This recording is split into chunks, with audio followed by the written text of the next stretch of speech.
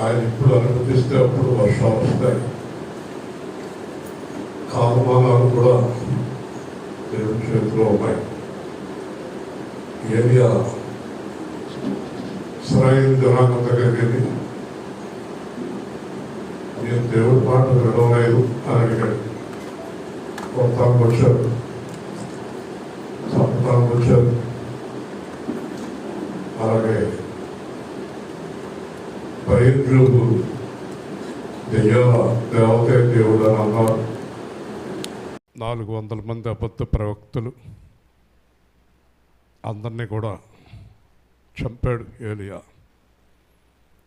తర్వాత అన్నాడు, ఈ ప్రజలకు వర్షం కురిపించకండి ప్రభువా, ఈ ప్రజలకి మీరు మేఘాలు ఆపేయండి.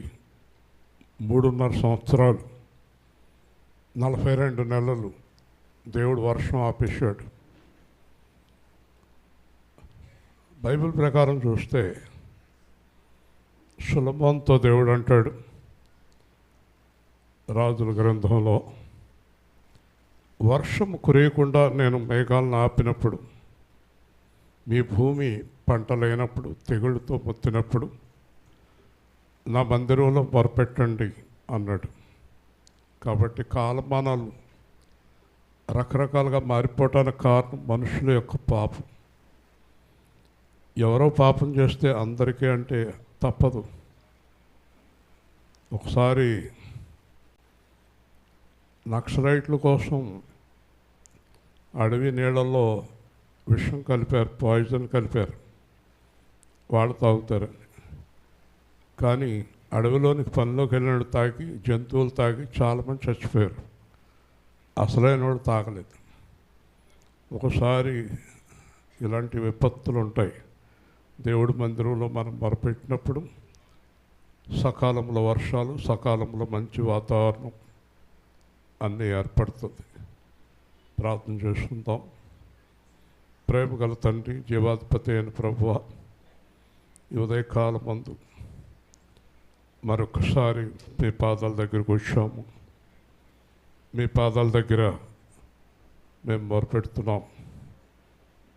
వర్షం కురియకుండా ఆపినప్పుడే కానీ, తెగుళ్ళు ప్రజ్వరిల్లినప్పుడు కానీ, తుఫాన్లు వచ్చినప్పుడు కానీ మందిరంలో మొరపెట్టండి. నేను ఆలకించి దేశమును స్వస్థపరిచేదను అన్నారు. కనుక మేము ఈ మందిరంలో మొరపెడుతున్నాం.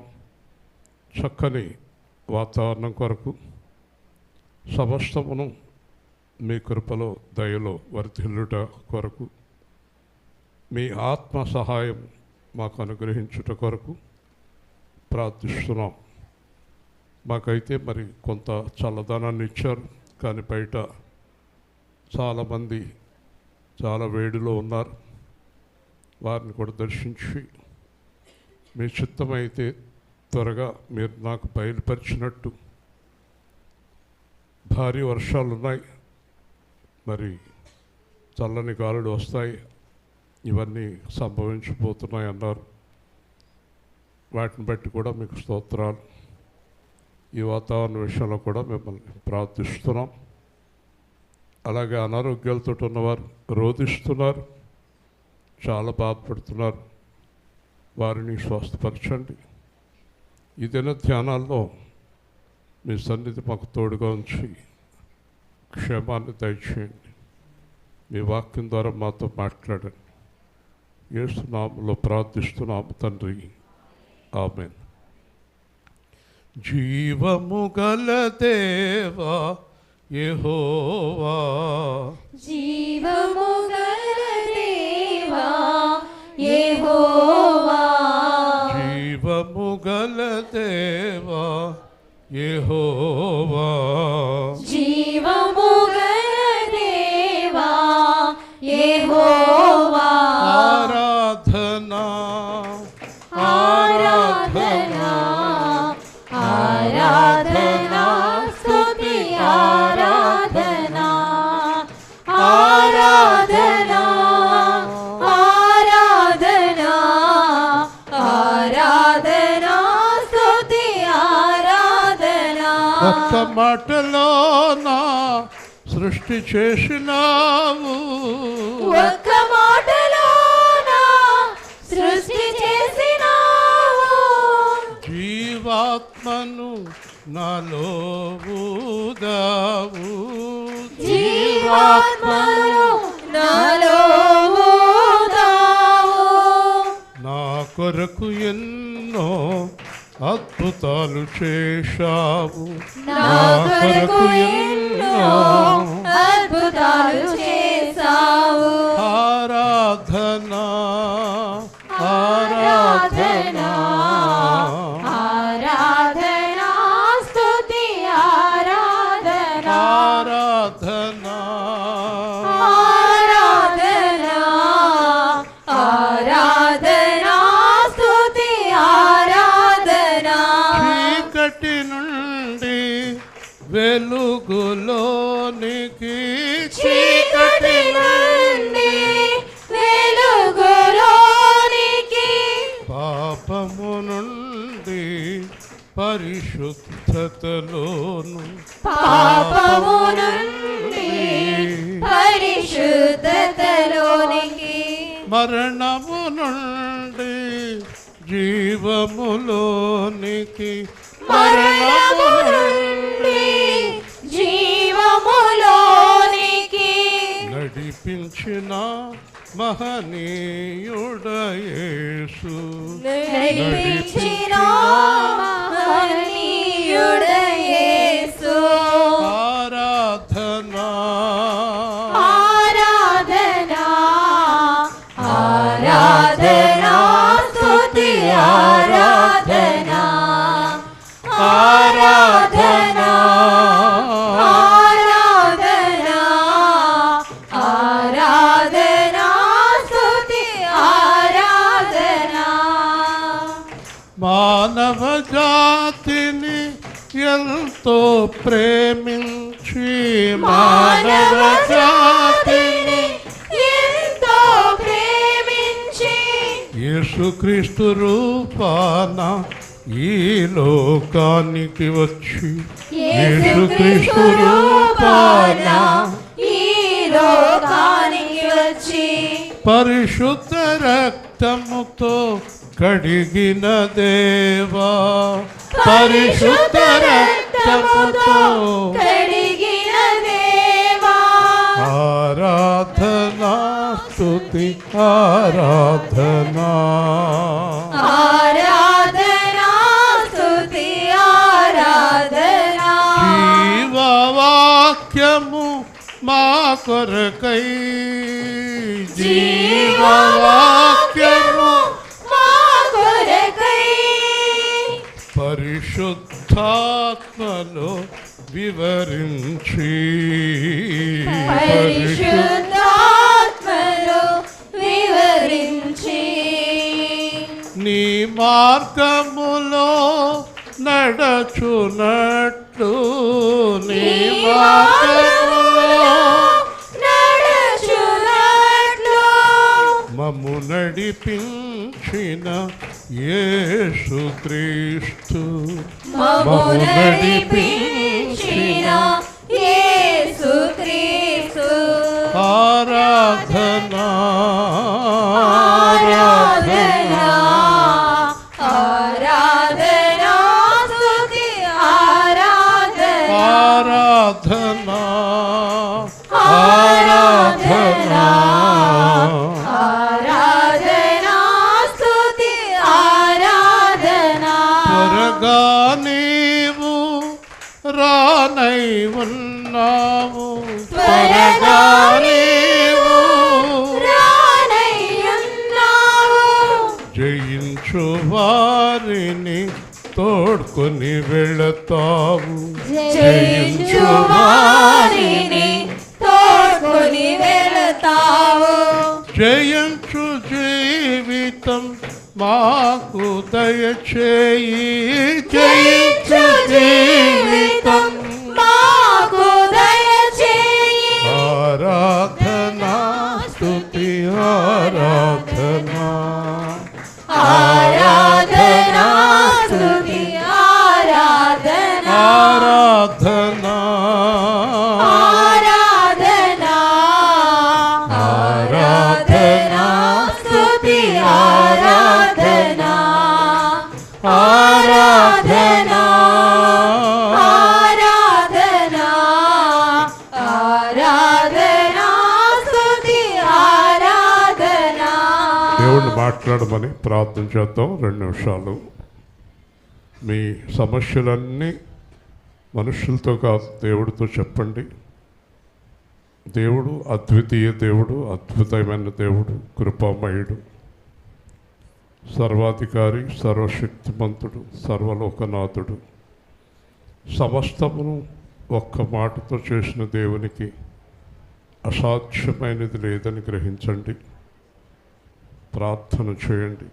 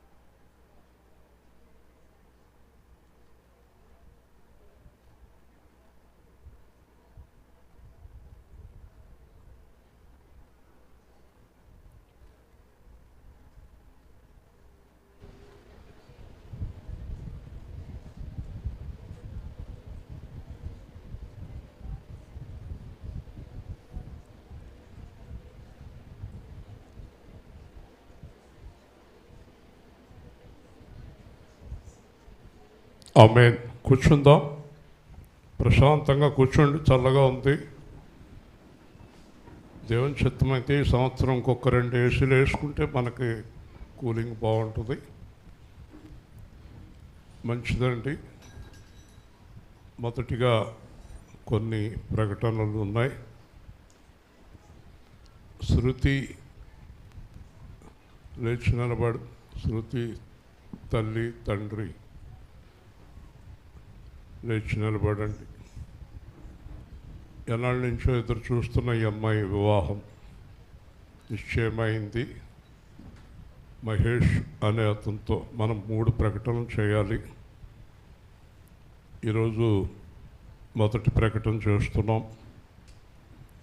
మహేష్ శృతి వివాహం 21వ తేదీ ఈ నెల శనివారం నిర్ణయించడం జరిగింది.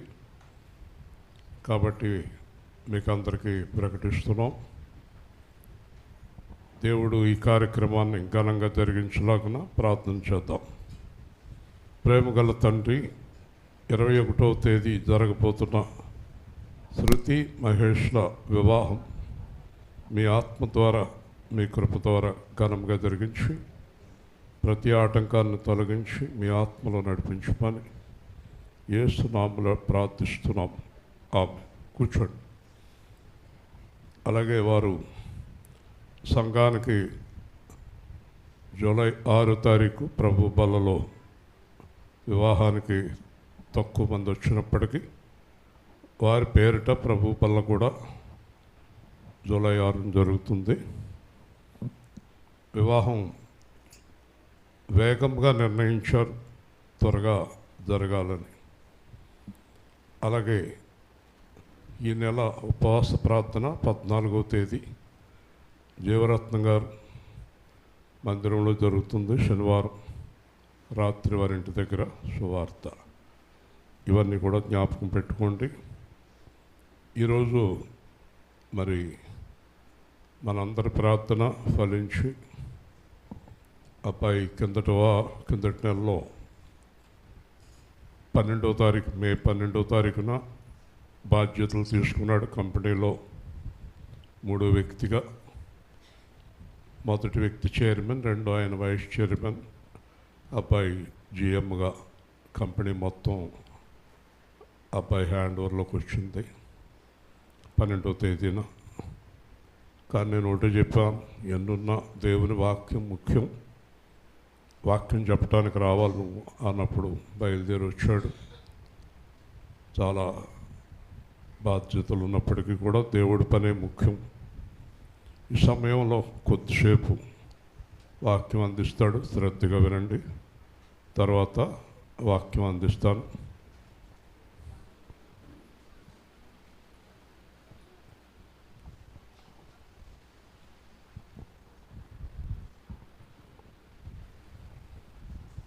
చిన్న ప్రార్థనతో ప్రారంభించుకుందాం.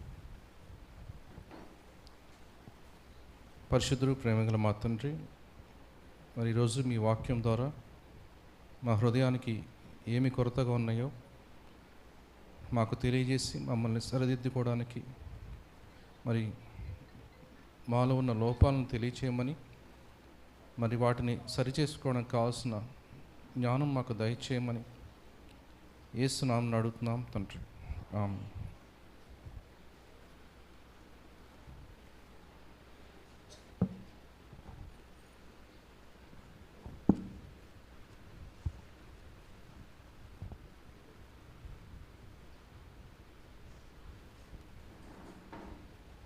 పేతురు రాసిన మొదటి పత్రిక 5వ అధ్యాయం 6వ వచనం.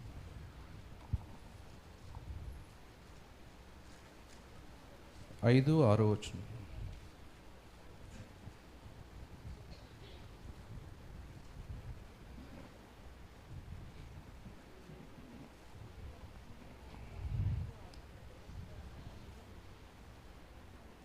పేతురు రాసిన మొదటి పత్రిక 5వ అధ్యాయం 5, 6 వచనాలు.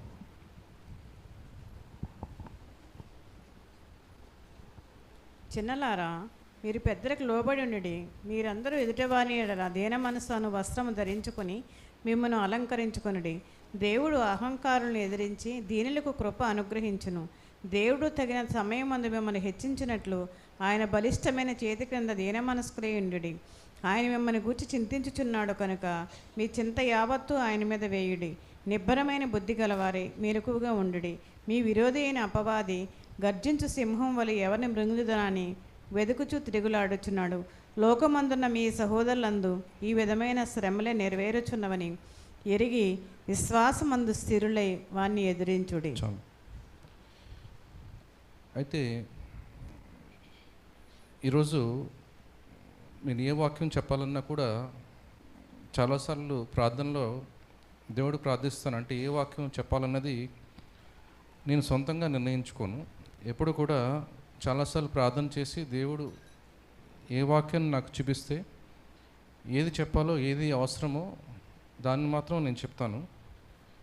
కానీ ఈసారి నాకు చూపించిన వాక్యం ఏంటంటే ఇదే.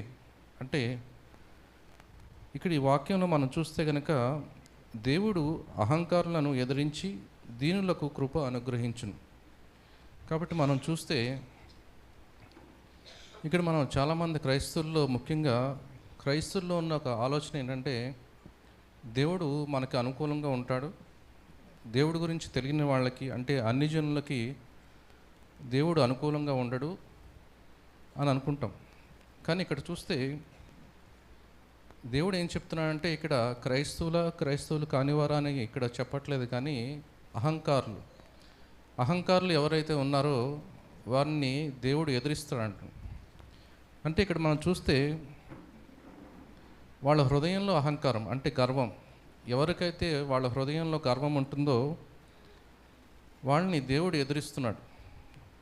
మరి నిజంగా దేవుడు ఎదిరిస్తే ఒక మనిషి తన ఆత్మని రక్షించుకోగలడా? మనం చూస్తే కనుక మన ఆత్మని రక్షించగల శక్తి గలవాడు దేవుడు ఒక్కడే. దేవుడి మార్గంలో మనం నడిస్తేనే మన ఆత్మను రక్షించుకోగలం. అలాంటిది దేవుడే మనకి వ్యతిరేకంగా ఉన్నప్పుడు మనం మన ఆత్మని ఎలా రక్షించుకోగలుగుతాం? అయితే దేవుడికి మనకి మధ్య అడ్డంగా వచ్చేది ఏంటంటే గర్వం. అంటే మరి దేన్ని చూసి ఈ గర్వం అంటే రకరకాలమైన విషయాల్లో మనం గర్విస్తుంటాం. ఇప్పుడు ఉద్యోగం చేసేవాళ్ళు ఒక పెద్ద స్థానంలో ఉంటే ఇది నేను నా సొంత ప్రయత్నంతో, నా సొంత జ్ఞానంతో, శక్తితోటి ఈ స్థానానికి వచ్చానని అనుకుంటారు. వాళ్ళు దేవుడి ద్వారా వచ్చారని మర్చిపోతారు. అలాగే ఒక వ్యవసాయం చేసిన అతను బాగా ఫలిస్తే ప్రతి సంవత్సరం 30 బస్తాలు వచ్చేవి, ఈ సంవత్సరం 50 బస్తాలు వచ్చినాయి. నేను చాలా తెలివిగా ఆలోచించి ఏ సమయంలో ఏం చేయాలో అది చేయడం ద్వారా ఇది నేను సాధించాను అనుకుంటాడు. బైబిల్ని బోధించే వాళ్ళు నేను ఈ వాక్యాన్ని చెప్పకపోతే ఈ మర్మం ఎవరికీ తెలియదు, ఈ మర్మం నా ద్వారా అందరికీ తెలిసిందని అనుకుంటారు. విశ్వాసంలో ఉండేవాళ్ళు నేను ఈ ప్రార్థన చేయడం ద్వారా ఈ కార్యం జరిగింది, లేకపోతే ఈ కార్యం జరగదని వాళ్ళు గర్విస్తారు. ఇలా మనం చూస్తే గర్వానికి కారణం కేవలం చెడ్డ విషయాలే కాదు. మీరు ఒకవేళ రాత్రి పగలు ప్రార్థన చేసి ఒక కార్యాన్ని నెరవేర్చినప్పుడు మీరు ఎదుటి వ్యక్తి దగ్గరికి వచ్చి మీ గురించి నేను రాత్రి పగలు ప్రార్థన చేసి చేయడం ద్వారా ఈ కార్యం జరిగిందంటారు. మరి ఆ మనిషి ఎలా చెప్పాలి? నేను దేవుని దగ్గర విజ్ఞాపన చేయడం ద్వారా దేవుడు కృప వల్ల మీకు ఈ కార్యం జరిగింది. ఇక్కడ ఎవరు కూడా ఏమి చేయడానికి సమర్థత లేనివారే, అది ఎవరైనా కానీ. ఇక్కడ మనం చూస్తే ఎవరి హృదయంలో అయితే గర్వం ఉందో, అది ఏ విషయంలో అయినా కానీ, మీరు ఎదుటి వ్యక్తిని చూసినప్పుడు నాకంటే ఇతను ఆత్మీయంగా తక్కువగానే ఉన్నాడు, నాకంటే ఇతను తక్కువ ప్రార్థన చేస్తాడు, నాకంటే ఇతను తక్కువ దేవుడితో సహవాసం చేస్తాడు, బైబిల్ జ్ఞానం లేదు, ఇలా మీరు ఆలోచించి ఒక రకంగా చూస్తే మంచివి అనుకుంటారు. అంటే అతనికంటే నాకు ఆత్మీయంగా స్థితి వేరు, లేకపోతే నేను ఎక్కువ సమయం దేవుడితో గడుపుతాను, అతను దేవుడితో తక్కువ సమయం గడుపుతాడు. ఇలా అంటున్నప్పుడు మీకు వాక్యం గుర్తొస్తుంటుంది, పరిసయ్యుడు సుంకరి ప్రార్థన. పరిసయ్యుడు ఏం చెప్తున్నాడంటే, నేను ధర్మశాస్త్రం చెప్పినట్టు ప్రతిదీ చేస్తున్నాను, అన్ని విధులు నేను పాటిస్తున్నాను, కానీ ఈ సుంకరిని చూడండి, ఈ సుంకరి అతనికంటే నేను బాగున్నాను, అతనిలా నేను లేనందుకు నీకు వందనాలు చెల్లిస్తున్నాను అంటున్నాడు. అయితే ఇక్కడ మనం తెలుసుకోవాల్సింది ఏంటంటే, మనం ఏ స్థితిలో ఉన్నా నిజంగా మనం యేసుక్రీస్తులాగా పౌలులాగా దేవుని మార్గంలో నడుస్తున్నప్పటికీ కూడా మనం ఇతరులను చూసి వీళ్ళు అలా లేరే, వీరు ఇంకా పైకి రావాలి, వాళ్ళకంటే నన్ను ఈ స్థానంలో ఉంచినందుకు దేవుడికి స్తోత్రం అని మీరు చెప్తుంటే మీకు తెలియకుండానే మీ హృదయంలో మీకు గర్వం వచ్చింది. ఎందుకంటే ఒకళ్ళు ఏది చేసినా కూడా, ఎంత గొప్ప కార్యం చేసినప్పటికీ, ఇప్పుడు ఎవరన్నా ఒకళ్ళు చనిపోయిన అతన్ని లేపితే జనం అందరూ ఏం చేస్తారంటే ఎంతో గొప్ప సేవకుడు అంటారు. కానీ వాళ్ళు మర్చిపోయింది ఏంటంటే దేవుని కృప అతని మీద ఉంది, దేవునికి ఇష్టమైంది కాబట్టి ఆ చనిపోయిన అతను తిరిగి లేచాడు. కాబట్టి ఇక్కడ మనం చూడాల్సింది ఏంటంటే, ఎవరి హృదయంలో అయితే గర్వం అనేది కొద్దిగా వస్తుందో, అంటే ఈ పని నా వల్లే అయింది, ఇది నేను లేకపోతే జరగదు అని రకరకాలు, ఇప్పుడు పాటలు పాడేవాళ్ళు చాలా బాగా పాడి నాలాగా అతను పాడలేకపోతున్నాడే, నాలాగా ఆమె పాడలేకపోతుంది అనుకున్నప్పుడు వాళ్ళ హృదయంలో గర్వం వచ్చింది. నేను చేసినట్టు ఇంకొకళ్ళు చేయలేకపోతున్నారే, నేను ఏదన్నా ఒక విషయంలో ఇద్దరి మధ్య గొడవ వచ్చినప్పుడు దాన్ని నేను చాలా చక్కగా వాళ్ళకి ఒకళ్ళనొకళ్ళు కన్విన్స్ చేసి వాళ్ళ గొడవలను చాలా ఈజీగా సరిదిద్దాను అనుకుంటారు. ఇది కూడా వాళ్ళ చాకచక్యం అనుకుంటారు. అలాగే ఒక యుద్ధం వచ్చింది, యుద్ధాన్ని ఆపడానికి ఒకళ్ళు సహాయం చేయొచ్చు, నా వల్లే యుద్ధం ఆగిందనుకుంటారు. ఇలా మనం చూస్తే నేను ఏం చెప్పాలనుకుంటున్నానంటే, మీరు ఏ విషయంలో గర్వించినా, మీ అందంలోనో లేకపోతే మీ సామర్థ్యతలోనో మీ బలంలోనో మీ ఆత్మీయ స్థితిలోనైనా సరే మీరు గర్వించినా కానీ మీలో గర్వం ఉన్నట్టే. కాబట్టి మనం ఏం తెలుసుకోవాలంటే, ఏ విషయంలోనైనా మనం దేవుడికి మాత్రమే ఆ ఘనత ఇవ్వాలి. దేవుడు చేసిన దానికి మీరు ఘనత తీసుకోకూడదు. ఒకవేళ ఒక చనిపోయిన వ్యక్తిని తిరిగి లేపినందుకు ఘనత లేపిన వాడికి కాదు, దేవుడికే ఇవ్వాలి. కాబట్టి ఇది అందరికీ తెలిసిన విషయమే. కానీ ఏమవుతుందంటే, కాలం గడిచే కొలది కొంత మనం ఈ అద్భుత కార్యాలు ఇవన్నీ చేసేసరికి, ఇవన్నీ చూసేసరికి మనలో తెలియకుండా గర్వం అనేది వస్తుంది. ఆ గర్వం వచ్చినప్పుడు మనం ఎవరికి వ్యతిరేకంగా తయారవుతామంటే దేవుడికి వ్యతిరేకంగా. ఆల్రెడీ మనకు తెలుసు మన శరీరం మనకు వ్యతిరేకంగా ఉంటుంది. మనం ఆత్మ చేయాలనుకున్న విషయాలు శరీరం చేయనివ్వదు. శరీరం మనకు వ్యతిరేకంగా ఉంది. మన ఆలోచనలు మనకు వ్యతిరేకంగా ఉన్నాయి. మన చుట్టూ ఉండే జనం, అన్ని జనులు మనకు వ్యతిరేకంగా ఉంటారు. కొంతమంది క్రైస్తవులకు వ్యతిరేకంగా ఉంటారు. అలాగే అన్నిటికంటే ఎక్కువగా సాతాను మనకు వ్యతిరేకంగా పనిచేస్తుంటాడు. మరి ఇంతమంది వ్యతిరేకంగా ఉన్నా కూడా దేవుడు మనకు అనుకూలంగా ఉంటే, మన తరపున ఉంటే కనుక మనం ఏ విషయంలోనూ భయపడక్కర్లేదు. కానీ ఇంతమంది మనకి తోడుగా ఉండి దేవుడు ఒక్కడే మనకు వ్యతిరేకంగా ఉంటే కనుక మనకు సహాయం జరగదు, మనకు సహాయం దొరకదు. కాబట్టి ఇక్కడ మనం చూస్తే మరి పరిశుద్ధాత్మ ఎవరి హృదయంలో వస్తుందంటే, ఎవరి హృదయంలో అయితే గర్వం లేకుండా ఉంటుందో, ఎవరైతే దీన మనస్సు కలిగి తగ్గించుకుని ఉంటారో వాళ్ళ దగ్గరే పరిశుద్ధాత్మ ఉంటుంది. ఎందుకంటే పరిశుద్ధాత్మని నీళ్ళతో పోలుస్తారు. నీళ్లు మనం చూస్తే కనుక పల్లం ఎటు ఉంటే అటు పారుతూ ఉంటాయి. కాబట్టి ఇక్కడ మనం చూస్తే ఎవరి హృదయం అయితే వాళ్ళ గురించి వాళ్ళు తగ్గించుకుని ఉంటారో, తక్కువగా ఆలోచించుకుంటారో వాళ్ళ హృదయం పరిశుద్ధాత్మతో నింపబడి ఉంటుంది. కాబట్టి దేవుని ఆత్మ మనలో ఉండాలంటే మనకు కావాల్సిన మొదటి లక్షణం తగ్గింపు. ఏ విషయంలో అయినా సరే ఒక మనిషిని చూసి, ఒకవేళ ఒక తాగుబోతునో, తిరిగేవాడినో, లేకపోతే ఏదో రకరకాల పాపాలు చేసేవాడిని చూసి మనకి వాళ్ళపైన జాలి ఉండాలి, కానీ అసహ్యం ఉండకూడదు. ఇక్కడ మనం చూస్తే యేసుక్రీస్తు కూడా వ్యభిచారంలో పట్టబడిన స్త్రీని చూసినప్పుడు అందరూ అసహించుకున్నారు, కోపంతో చంపాలనుకున్నారు. కానీ యేసుక్రీస్తు అక్కడ ఒక పాపిని చూశాడు. పాపాన్ని ద్వేషించాడు, కానీ పాపిని ద్వేషించలేదు. తనని క్షమించి ఇంకెప్పుడు ఈ పాపం చేయకని క్షమించాడు. అయితే ఇక్కడ ఇంకొక ఉదాహరణ చూస్తే, యేసుక్రీస్తుతో పాటు ఇంకో ఇద్దరు దొంగలు సిలువేయబడ్డారు. ఒక దొంగ అన్నాడు, నువ్వు నిజంగా దేవుడు అయితే నువ్వు రక్షించుకుని నన్ను కూడా రక్షించమన్నాడు. ఇంకో దొంగ ఏమన్నాడంటే, నేనైతే ఈ శిక్షకు అర్హుడినే, కానీ నువ్వు ఎటువంటి పాపం చేయలేదు, నువ్వు నిజంగా నీ లోకానికి వెళ్ళినప్పుడు నన్ను కూడా గుర్తుంచుకోమన్నాడు. అంటే ఇక్కడ దేవుడు వెంటనే నేను నాతో పాటు నా పరలోకాన్ని తీసుకువెళ్తా అన్నాడు. ఎందుకు అంటే మరి ఇద్దరు దొంగలే. ఆ ఇద్దరు దొంగలు ఎవరు మంచివాళ్ళు అనుకోవడంలో అవసరం లేదు. ఎందుకంటే శిలువ మరణం అనేది చాలా ఘోరమైన పాపం చేసే వాళ్ళకి మాత్రమే వేస్తారు. కాబట్టి వీళ్ళిద్దరూ కూడా ఘోరమైన పాపాలు చేసి ఎన్నో రకాలుగా జనాల్ని శ్రమల్లో ఇబ్బంది పాలు చేసిన వాళ్ళే. మరి ఇద్దరిలో ఎవరు మంచివాళ్ళు అనుకోవడం ఇక్కడ అనవసరమైన విషయం. మరి ఇద్దరిలో ఈ దొంగని ఎందుకు దేవుడు ఒప్పుకున్నాడంటే అతను తగ్గించుకున్నాడు. ఇంకొక దొంగ ఆ సిలువలో ఉండి కూడా తగ్గించుకోకుండా, నువ్వు దేవుడు అయితే నువ్వు రక్షించుకో, నన్ను కూడా రక్షించమంటున్నాడు. అంటే అప్పుడు కూడా అతని హృదయంలో తగ్గింపు లేదు. ఇక్కడ మనం చూస్తే కేవలం ఈ ఇద్దరు దొంగల మధ్య తేడా చూస్తే ఒక దొంగకి తగ్గింపు ఉంది, ఇంకొక అతనికి తగ్గింపు లేదు. అంటే మనం చూస్తాం చాలామంది చాలా శ్రమలు పడుతూ ఉంటారు. వాళ్ళ జీవితంలో ఎన్నో రకాల ఇబ్బందులు, ఇరుకులు, వీళ్ళు ఎలా జీవిస్తున్నారని చాలా భయం వేస్తూ ఉంటుంది. అంటే వీళ్ళకున్న సమస్యలు, అనారోగ్యము, ఆర్థిక ఇబ్బందులు, రకరకాల ఇబ్బందులు ఉంటాయి, కానీ వాళ్ళ హృదయంలో గర్వం మాత్రం అలాగే ఉంటుంది.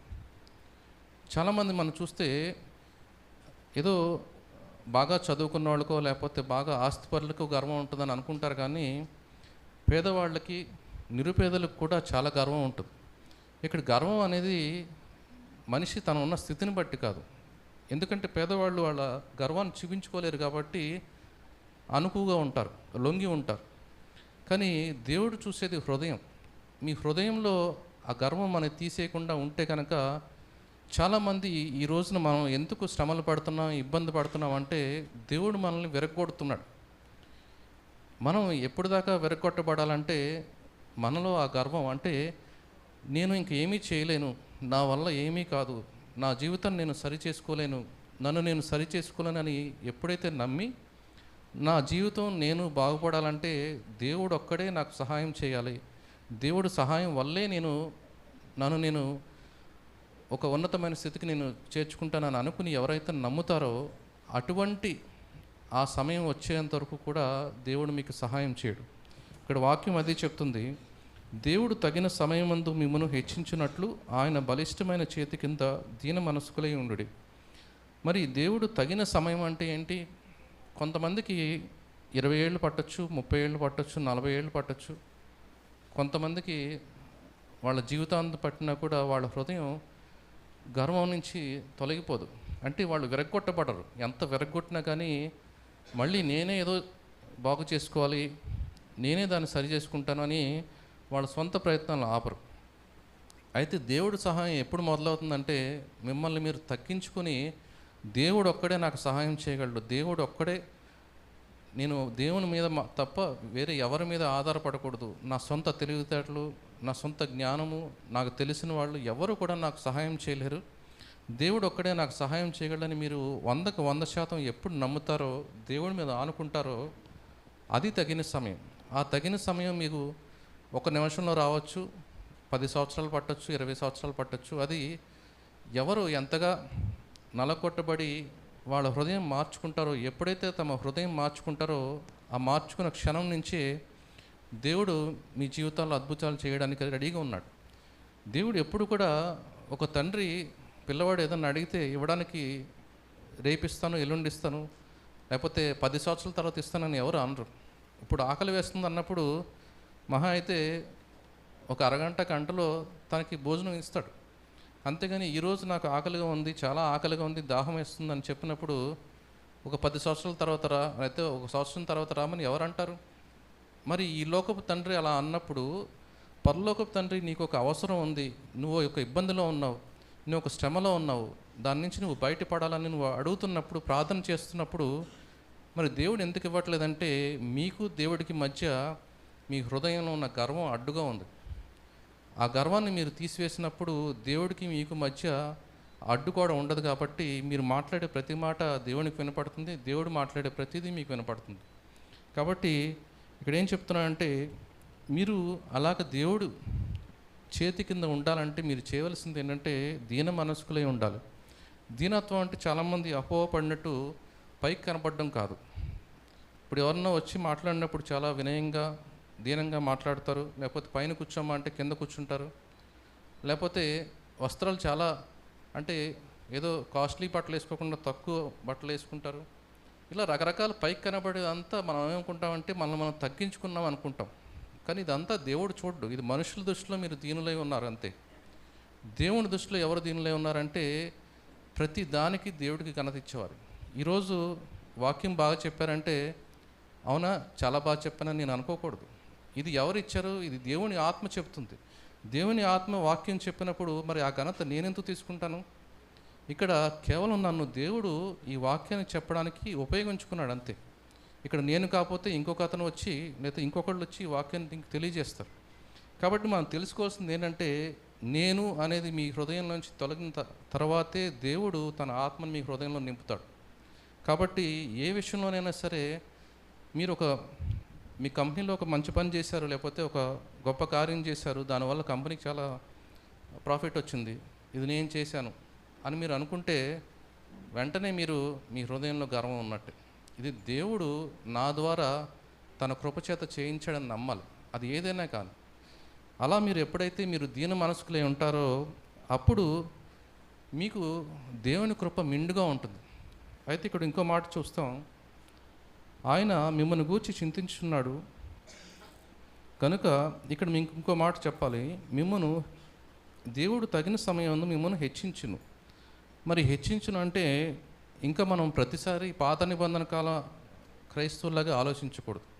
పాత నిబంధనలు హెచ్చించడం అంటే మీకు అనారోగ్యం అంటే ఆరోగ్యం రావడం, మీకు పిల్లలు లేకపోతే పిల్లలు పుట్టడం, ఆస్తులు లేకపోతే మీరు ఇబ్బందులు పడుతుంటే ఆర్థికంగా మీరు స్థిరపడడం, ఇది పాత నిబంధన కాలపు ఆశీర్వాదం, హెచ్చింపబడ్డం.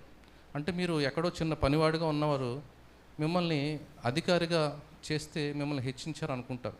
ఇది పాత నిబంధన. కానీ మనం ఇప్పుడు కొత్త నిబంధనలో ఉన్నాం. మనం హెచ్చింపబడ్డం అంటే అర్థం ఏంటంటే దేవుడు మనకి తోడుగా ఉన్నాడు. దేవుడు మనల్ని ప్రతి పాపం పైన విజయం సాధించేలా చేశాడు. మనం హెచ్చింపబడ్డం అంటే పాపం మన పైన ఇంకా అధికారం లేదు. పాపం నుంచి మనల్ని విడుదల చేశాడు. మత్తయి సువార్తలో ఏమంటున్నాడంటే లోకరక్షకుడు కూడా వచ్చాడు, ఆయన మనల్ని మన పాపం నుండి విడిపించడానికి ఈయన వచ్చాడు. కానీ మీరు సరిగ్గా చదివితే మన పరలోకం తీసుకెళ్ళడానికి దేవుడు రాలేదు, మన పాపం నుంచి మనల్ని రక్షించడానికి దేవుడు వచ్చాడు. కాబట్టి ఎవరైతే ఇంకా పాపంలో ఉన్నారో వాళ్ళకి తెలుసుకోవాల్సింది ఏంటంటే వాళ్ళు ఇంకా హెచ్చింపబడలేదు. మరి ఇంకా ఎందుకు హెచ్చింపబడలేదంటే ఇంకా వాళ్ళకి తగిన సమయం రాలేదు. తగిన సమయం ఎందుకు రాలేదంటే వాళ్ళ హృదయంలో ఇంకా నేను నా వల్లే అనే గర్వం ఇంకా మిగిలిపోయింది. కాబట్టి ఎవరైతే ప్రతిదీ దేవుడికి మీరు చేసిన ప్రతిదీ, మీ వల్ల జరిగిన ప్రతిదీ ఇది దేవుడి వల్లే జరిగింది, దేవునికి సమస్తమైన మహిమ ఘనత దేవుడికి చెందాలని మీరు నమ్మిది కేవలం మాటలు చెప్పడం కాకుండా మీ హృదయం లోపల నుంచి ఆ భావన మీకు ఉంటే కనుక మీరు ఖచ్చితంగా హెచ్చింపబడతారు. ఎప్పుడు హెచ్చింపబడతారో అప్పుడు రోమాపత్రికలో ఏం చెప్తున్నాడంటే ఎప్పుడైతే మీరు కృప మీకు తోడుగా ఉందో, కృప మీకు తోడుగా ఉన్నప్పుడు మీ పైన పాపం ప్రభుత్వం చేయదు అంటున్నాడు. కాబట్టి మీకు దేవుని కృప మిండుగా ఉందని మీరు ఎప్పుడు తెలుసుకుంటారంటే మీరు ఏ పాపంలో పడనప్పుడు, పాపం మీ మీద ప్రభుత్వం చేయనప్పుడు మీరు నిజంగా దేవుని కృప నాకు తోడుగా ఉందని నమ్ముతారు. కాబట్టి ఇక్కడ ఏం చెప్తున్నాడంటే ఆయన మిమ్మల్ని గూర్చి చింతించున్నాడు గనుక మీ చింత యావత్తు ఆయన మీద వేయుడి, నిబ్బరమైన బుద్ధి గలవారే మెలకుగా ఉండుడి, మీ విరోధి అయిన అపవాది గర్జించు సింహంలో ఎవరిని మింగుదునా అని వెతుకుచూ తిరుగుచున్నాడు.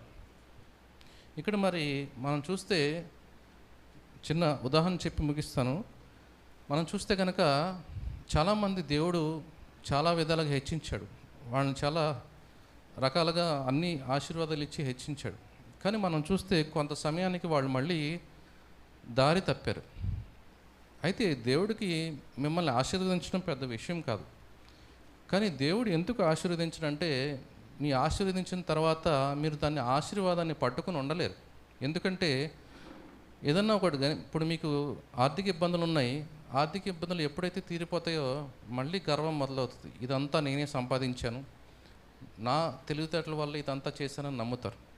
ఎప్పుడైతే మళ్ళీ నేను అనేది వస్తుందో మళ్ళీ దేవుడు మీకు దూరం అయిపోతాడు. ఇక్కడ సాతాను ఇక్కడ ఏం చెప్తున్నాడంటే గర్జించు సింహంలో మింగును, ఎప్పుడు మింగుదమా అని చూస్తున్నాం. మింగుతాం అంటే చంపడం కాదు. మనం చంపితే ఒకవేళ మన విశ్వాసగా ఉండి మనం చనిపోతే మనం పరలోక రాజ్యమే చేరతాం, మనకు ఎటువంటి భయం లేదు.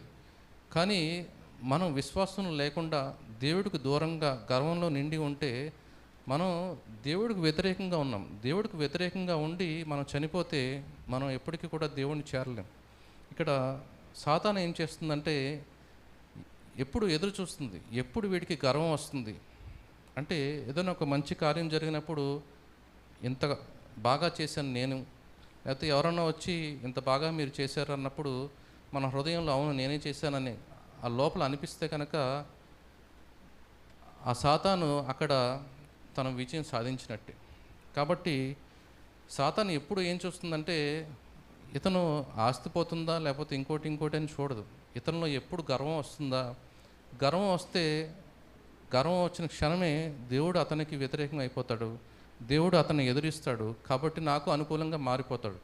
కాబట్టి ఆ గర్వంలోంచి కొనసాగుతూ నేను అతన్ని నా వైపు తిప్పుకుంటాను, చివరికి ఎప్పటికీ కూడా దేవుడికి దూరం చేస్తానని ఈ సాతాను ఎప్పుడు ఎదురు చూస్తుంది. కాబట్టి మనం అందరం కూడా సాతాను ఎప్పుడు ప్రతి క్షణము ఎదురు చూస్తుంది. కాబట్టి సాతానికి లొంగిపోకుండా మనం దేవుని వైపు ఉండాలంటే మన జీవితంలో ప్రతి దానికి కూడా దేవుడి మీదే ఆధారపడాలి. దేవుని మీదే ప్రతి విషయం. ఒక చెట్టు కొమ్మ బాగా ఫలించినప్పుడు ఆ చెట్టు కొమ్మ గర్వపడకూడదు. ఎందుకంటే ఆ కొమ్మ ఎప్పుడైతే చెట్టు నుంచి వేరవుతుందో అక్కడ అది మామిడి చెట్టు కాబట్టి ఏ చెట్టు అన్నా కానీ 100-200 కాయలు కాసి ఉండొచ్చు అదే కొమ్మకి. కానీ ఆ చెట్టు కొమ్మ ఎప్పుడైతే నరికి వేసానో ఆ చెట్టు నుంచి వేరైపోయిందో ఆ క్షణం నుంచి ఫలం అనేది రాదు ఇంకది. కాబట్టి మనం కొన్ని సంవత్సరాల పాటు మనం ఆ ఫలాలు ఫలిస్తూ ఉండొచ్చు మన జీవితంలో. ఇక్కడ ఒక 40-50 సంవత్సరాల పాటు ఒకవేళ ఒక మనిషి దేవుడిలో ఫలిస్తూ ఉండొచ్చు. కానీ ఎప్పుడైతే ఒక్కొక్క క్షణం దేవుడి నుంచి వేరవుతాడో తనలో గర్వం రావడం వల్ల ఆ వేరైన క్షణమే తను ఫలించలేకపోతాడు, దేవుడికి వేరైపోతాడు. కాబట్టి అతనిలో ఇంకా జీవం లేదు. అది సాతాను ఆ క్షణం కోసం ఎదురు చూస్తుంది. కాబట్టి ఇక్కడ మనం చూస్తే లోకమందున్న మీ సహోదరులందరూ ఈ విధమైన శ్రమలే నెరవేర్చున్నవని ఎరిగి విశ్వాసమందు స్థిరులై వారిని ఎదిరించుడి. ఇక్కడ మనం కాపాడుకోవాల్సింది ఒకటే, ఎప్పుడు మనల్ని మనం తగ్గించుకోవడం, అలాగే దేవుడికి దగ్గరగా ఉండడం.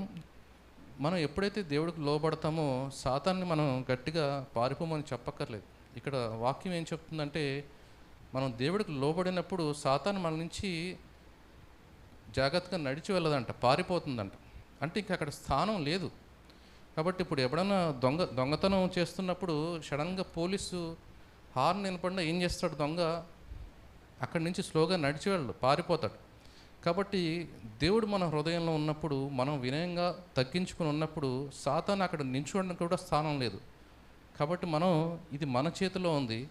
కాబట్టి ఏ విషయంలోనూ మనం ఆ ఘనతను మనం తీసుకోకుండా ఆ ఘనత దేవుడికి మాత్రం ఇస్తే కనుక అది ఎప్పుడు మనల్ని కాపాడుతూ ఉంటుంది. కాబట్టి చివరిగా మరి అలా జీవించాలంటే మనం ఏం చేయాలంటే, యేసుక్రీస్తు ఈ లోకంలో ఎలా నడిచాడో అలా మనం నడవాలి, యేసుక్రీస్తుని అనుసరించాలి. మనం ఎప్పుడు మనతో పాటు యేసుక్రీస్తు ఉన్నాడని మనం ఆ అవగాహన కలిగి మనం అలా జీవిస్తే కనుక మన నోటి నుంచి ఒక చెడ్డ మాట రాదు, చెడుగా ఆలోచించం, చెడుగా ప్రవర్తించం, ప్రతి విషయంలోనూ మనం జాగ్రత్త కలిగి ఉంటాం. కాబట్టి ఇక్కడ యేసుక్రీస్తు చూస్తే సాతాను, మీకు తెలుసు సాతాను ఆల్రెడీ దేవదూతల అందరికీ అధికారిగా ఉంది. దేవుడు సృష్టించిన సృష్టిలో చాలా పర్ఫెక్ట్గా తయారు చేసిన వాళ్ళు ఎవరంటే సాతానే. కానీ అలాంటి స్థితిలో ఉండి కూడా ఇంకా ఒక స్థాయి పైకి ఎదగాలని తన హృదయంలో అనుకుంది. కాబట్టి తన హృదయం నుంచే ఆలోచన ద్వారానే పాపం వచ్చింది, ఏదో ఒక పని చేయడం వల్ల రాలేదు. కాబట్టి మన హృదయాన్ని జాగ్రత్తగా కాచుకోవాలి. ఇక్కడ మరి దేవుడు యేసుక్రీస్తుగా మనకి ఈ లోకానికి వచ్చినప్పుడు దానికి వ్యతిరేకంగా యేసుక్రీస్తు తన్ను తాను తగ్గించుకున్నాడు. దేవుడి నుంచి మనిషిగా వచ్చాడు. మనిషిగా రావడమే కాకుండా తను దాసుని స్వరూపం ధరించుకున్నాడు. అంటే మనిషి కన్నా ఇంకా తక్కువ, ఇంకా దాసుని స్వరూపం ధరించుకుని అక్కడితో ఆగిపోలేదు. తను శిలువ మరణం అంటే ఒక భయంకరమైన పాపికి ఇచ్చే శిక్ష ఏదో అది అనుభవించాడు. అంటే దేవుడి నుంచి మనిషికి తగ్గించుకున్నాడు, మనిషి నుంచి దాసుని తగ్గించుకున్నాడు, దాసుడి నుంచి మళ్ళీ ఘోర పాపం చేసేవాడి శిలువ మరణాన్ని ఎలా పొందుతాడో అలాంటి విషయంలో తగ్గించుకున్నాడు. కాబట్టి దేవుడు అంతకంతకు తగ్గించుకున్నాడు, అందరికంటే పైగా హెచ్చింపడ్డాడు. కాబట్టి మనం తెలుసుకోవాల్సింది ఏంటంటే, యేసుక్రీస్తు సొంత కుమారుడే అంత తగ్గించుకున్నప్పుడు మనం దేన్ని చూసి గర్వించాలి, ఏ విషయంలో మనం చూసి మనం గర్వించాలనేది మనం ఆలోచించి దేవుడితో నడవడం అంటే దీన మనసు కలిగి దీనంగా మనం కనపడడం కాదు, లోపల మన హృదయం దీనత్వం రావాలి. దేవుని మాట వినే లక్షణం మనకు ఉండాలి. ఎప్పుడైతే దేవుడి మాట వినమో అదే పాపం. కాబట్టి ఆ మాట వినాలంటే మనం దేవుడికి లోబడి ఉండాలి. అప్పుడు మన నుంచి సాతాను ఆటోమేటిక్గా పారిపోతుంది. కాబట్టి చిన్న వాక్యాన్ని దేవుడు దీవించిన కాక చిన్న ప్రార్థనతో ముగించుకుందాం. పరిశుద్ధుడు ప్రేమగల మా తండ్రి, మరి ఈరోజు మీరు చెప్పినట్టుగా మరి ప్రతి విషయంలోనూ మమ్మల్ని మేము తగ్గించుకుని మరి అన్ని విషయాల్లోనూ మీ పైన ఆధారపడి మీ ఆత్మ ద్వారా మమ్మల్ని మేము సరిచేసుకుని ప్రతి క్షణము కూడా మీ చిత్తంలో నడవడానికి అన్ని వేళ మీ కృపను కాపుదలను మాకు తోడుకుంచి నడిపించమని యేసునామమున అడుగుతున్నాం తండ్రి, ఆమేన్.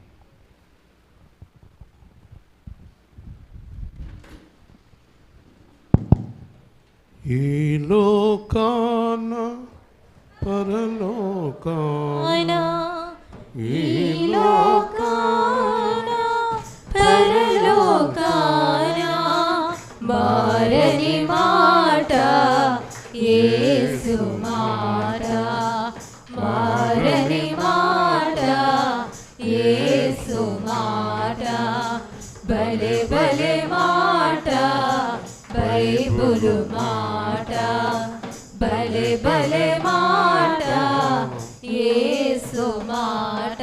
దేవుని మాటలు ఎప్పుడు మారవు. ఒకసారి మీ హృదయం మీద చేసుకుని ఎన్ని మాటలు ఇచ్చారు, ఎన్ని తప్పారో లెక్కేసుకోండి కదా. దేవుని మాట ఎప్పుడూ తప్పదు. నీకు పుట్టిన వారిని నేను ఆశీర్వదించాను, నీ మీద ఉన్న నా ఆత్మ నీ నోట ఉంచిన నా మాటలు నీ నుండి నీ పిల్లల పిల్లల పిల్లల పిల్లల నోట నుండి తొలగిపోవు. దేవుని స్తోత్రం. ఏమీ ఇవ్వలేదండి, ఎదిగేటప్పటికి మొత్తం ఖాళీ చేశాను. యేసుక్రీస్తు వాక్యాన్ని ఇచ్చాను వాళ్ళకి. దేవుని స్తోత్రం. దాంతో అభివృద్ధి అవుతున్నారు. మంచిదండి. మీరు కూడా మీ పిల్లలకి దేవుడిని పరిచయం చేయండి, దేవుడు వాక్యాన్ని ఇవ్వండి. ఎంత డబ్బు ఇచ్చినా ఏమీ నిలబడదు. ఒకవేళ దేవుని కృప లేకపోతే నువ్వు 100 కోట్లు ఇచ్చినా 100 రూపాయలు ఉండు వాడి దగ్గర, సున్నా. నువ్వు వాళ్ళని ధనవంతులు చేయలేవు, దేవుడు వాళ్ళని ధనవంతులు చేయాలి. ఆస్తికర్తలు అంటే డబ్బులు కాదు, జ్ఞానకర్తలు, వాక్యకర్తలు కదా. ఇప్పుడు చాలామంది చాలా సరంజామాలతోటి వెళ్ళాలి ఏదైనా సంపాదించుకోవటానికి. నేను దేవుడి చిత్తమైతే త్వరలో విదేశాలకు వెళ్ళే అవకాశం ఉంది. కానీ విదేశాలకు కూడా నేను బైబిల్ పట్టుకునే వెళ్తాను. దేవుని స్తోత్రం. పెద్ద పెద్ద మూటలు బ్యాగులు ఏం అక్కర్లేదు కదండి. ఈ బైబిల్ పట్టుకుని వెళ్తే ఎక్కడైనా బ్రతికేయచ్చు దేవుని వాక్యంతో. క్లుప్తంగా మామూలుగా మనది 1 అవర్ 1.5 అవర్ ఉంటుంది, పంచుకున్నాం ఇద్దరం. నేను త్వరగా ముగించేసి మిమ్మల్ని పంపిస్తున్నాను. వాక్యం కొరకు అనేక మంది ఎదురు చూస్తున్నారు. 615 మంది బయట, 300 మంది లోపల, ఇంచుమించు 1000 మంది మన వాక్యం కొరకు ఎదురు చూస్తూ ఉంటారు. రోమపత్రిక 5వ అధ్యాయం. రాజు కొడుకు ఉండుండి బయటికి వెళ్తున్నా నాకు అనుమానంగా ఉంది, ఏదైనా నిధి దాచాడా ఏంటని. అలాగే ఈ అమ్మాయిని శృతిని మీ ఆయన పేరు అంటే ఎవరి పేరు, మీ ఆయన ఎవరో అంటుంది. ఏం చేయాలి, ఈ పెళ్లి సరిగ్గా చేసుకుంటుంది అంటారా ఈ పిల్ల? అసలు పేరేంటి అని అడుగుతుంటే చెప్తులేదు. 5వ అధ్యాయము. ఇది ఎలా జరిగిందంటే, ఉదయం రాజమండ్రిలో ఆరాధన జరుగుతుంది. ఆరాధన అయిపోయేటప్పటికి నేను హెబ్రీ 12 నుంచి మొత్తం సిద్ధంగా ఉన్నాను. ఆ కీర్తన ప్రార్థన చేస్తుంది, అందరూ ప్రార్థన చేస్తున్నారు. దేవుడు అన్నాడు, రోమా 5 మొదటి వచనం మాట్లాడు అన్నాడు. దేవుని స్తోత్రం. స్పష్టంగా. చాలా ఆశ్చర్యం వేసింది నాకు. కాబట్టి మనం దేవుడు మాట్లాడమన్న అంశాన్ని జాగ్రత్తగా క్లుప్తంగా, కాబట్టి విశ్వాస మూలమున మనము కాబట్టి విశ్వాస మూలమున మనము నీతిమంతులుగా తీర్చబడి మన ప్రభు అయిన యేసుక్రీస్తు ద్వారా దేవునితో సమాధానము కలిగి ఉందము. మరియు ఆయన ద్వారా మనం విశ్వాసం వలన ఈ కృపయందు ప్రవేశం గలవారమై అందులో నిలిచి ఉండి దేవుని మహిమను గూర్చిన నిరీక్షణ బట్టి అతిశయపడుచున్నాము. అంతేకాదు శ్రమ ఓర్పును, ఓర్పు పరీక్షను, పరీక్ష నిరీక్షను కలుగు చేయని ఎరిగి శ్రమల యందును అతిశయపడుదుము. ఇక్కడ వరకు విని మళ్ళీ మిగతా చదువుకుందాం. అంటే ఏకసంతగ్రాహులు తక్కువ మంది ఉన్నారు మన దగ్గర. అలా వెళ్ళిపోయిందండి లోపలికి అనేవాడు కదా. కాబట్టి ఫస్ట్ బైబిల్ గ్రంథంలో మూలం విశ్వాసము. చెప్పండి. The faith on God. దేవుని మీద విశ్వాసం. విశ్వాసం లేకుండా ఏమీ లేదు. మొత్తం విశ్వాసంతో మనందరం కలుసుకున్నాం. మీరెవరో నేనెవరో ఎవ్వరికీ తెలియదు. విశ్వాసం ద్వారా కలుసుకున్నాం కదండి. విశ్వాసం మూలముగా కార్నర్ నీతిమంతులుగా. ఎందుకంటే చాలామంది నీతిమంతులు ఉన్నారు ఈ లోకంలో. ఒక ఆయన అన్నాడు, మా నాన్న ఇప్పుడు సంతర్పణ చేసేవాడండి. ఇంకొక ఆవిడ అంతే, మా అమ్మకే డొక్కా సీతమ్మకే తేడా లేదు. అప్పటికి నాకు డొక్కా సీతమ్మ ఎవరో తెలదు. ఎవరు ఆవిడంటే అందరికీ భోజనం పెట్టింది. అలాగే గాంధీ గారు నీతిమంతుడు, చాలా నీతి మాటలు చెప్పాడు. వివేకానంద గారు నీతిమంతుడు. వేరియస్ కమ్ టు బైబుల్, ప్రపంచంలో ఎవ్వడు తన సొంత నీతితో దేవుణ్ణి సంపాదించుకోలేడు. హల్లెలూయా. మన నీతి మురికి గొడ్డ. ఒకవేళ దేవుడు గనక ఇక్కడ ఏదైనా ఒక యంత్రం అమర్చి మన లోపల ఉన్న ఆలోచనలు బయటకు చూపిస్తే మరి ఎవ్వరు భరించలేరు, పారిపోతారు. మొగుడు ఆలోచన పెళ్ళం ఇంటి ఏడాకులు ఇస్తుంది, పెళ్ళం ఆలోచన మొగుడు ఇంటి ఏడాకులు ఇచ్చేస్తారు. ఎవరు స్తోత్రం చెప్పండి. భయంకరమైన హృదయాలు మనవి. మనం పైకి పరిశుద్ధులుగా ఉంటాం అంతే, ఎవ్వరు పరిశుద్ధులు లేరు, ఒక్కడు నీతిమంతుడు లేడు. కాబట్టి విశ్వాసము వలన మనము నీతిమంతులయ్యాము. హల్లెలూయా. ఎవరి మీద విశ్వాసం? దేవుడి మీద, మనుషుల మీద కాదు. కాబట్టి యేసుక్రీస్తుతో సమాధానముగా ఉందాం దేవుడితోటి, యేసుక్రీస్తు ద్వారా. కాబట్టి ఎప్పుడు యేసు ద్వారా సమాధానం పొందుతాం. దానికి అర్థం ఏంటో తెలుసా? నువ్వు ఒక చిన్న తప్పు చేసావు, అబద్ధం ఆడావు, చెప్పింది చేయలేదు, యేసుక్రీస్తుకి మొదట కోపం వస్తుంది. అప్పుడు యేసయ్య దగ్గర మోకరించి పొరపాటు అయింది ప్రభువా అని యేసుతో చెప్పి మళ్ళీ చెయ్యను అని చెప్పి ఆయన దగ్గర నువ్వు సమాధానం పొందుకుంటే యేసుక్రీస్తు దేవుడితో చెప్తాడు, ఇశ్రాయేలు ఇంకా చెయ్యడు ప్రభువా, మీరు కోపగించుకోకండి అని. ఒకవేళ దేవుడితోటి మనకు సమాధానం పోయిందనుకోండి, మన కార్యాలన్నీ ఆగిపోతాయి. హల్లెలూయా. మీరు ఎక్కడెక్కడో తిరిగి ఎవరెవరి దగ్గరకు వెళ్ళి సమాధానాన్ని పొందుకోలేరు. దేవుడితో సమాధానం, మనుష్యులతో సమాధానం నిలబడదు. అర్థమైందా? మనుష్యులతో సమాధానం నిలబడదు. ఎందుకంటే సమాధానం పొద్దున్న 7ంటికి అయితే రాత్రి 7ంటికి కొట్టుకుంటారు వాళ్ళిద్దరు. 12 గంటలు కూడా ఆ సమాధానం నిలబడదు. ఎన్నో కాపురాలు చూశాను నేను. సరిపోయిందండి, ఇంకంతా క్లియర్ అయిపోయిందండి, బాగున్నారండి అంటే మళ్ళీ 4 రోజులుగా కూతురు ఇంటికి వచ్చేసింది. ఇదేంటి అంటే మళ్ళీ గొడవ వచ్చేసిందమ్మా. కాబట్టి మనుష్యులతో కాదు, దేవుడితో సమాధానం యేసుక్రీస్తు ద్వారా, విశ్వాసము ద్వారా. దేవుని స్తోత్రం. ఆల్వేస్, రాత్రి పగలు కూడా మనం ఎప్పుడు దేవుడితో సమాధానంగా ఉండాలి. ఆయన ద్వారా మనము విశ్వాసము మూలమున కృపయందు ప్రవేశము గలవారమై. చూసారా? విశ్వాసంలో నుంచి కృపలోకి. కృప ఈజ్ ఫినిష్. కృప వచ్చిందంటే దేవుడికి నీ మీద నీ కార్యం అయిపోయింది. Your work has been done. నీ కార్యం అయిపోయింది. యేసు ప్రభుకి కృప కలిగింది అంటే నీ కార్యం సమాప్తం అయిపోయింది. హల్లెలూయా. ఈ కృప కలగటానికి మూలం విశ్వాసం.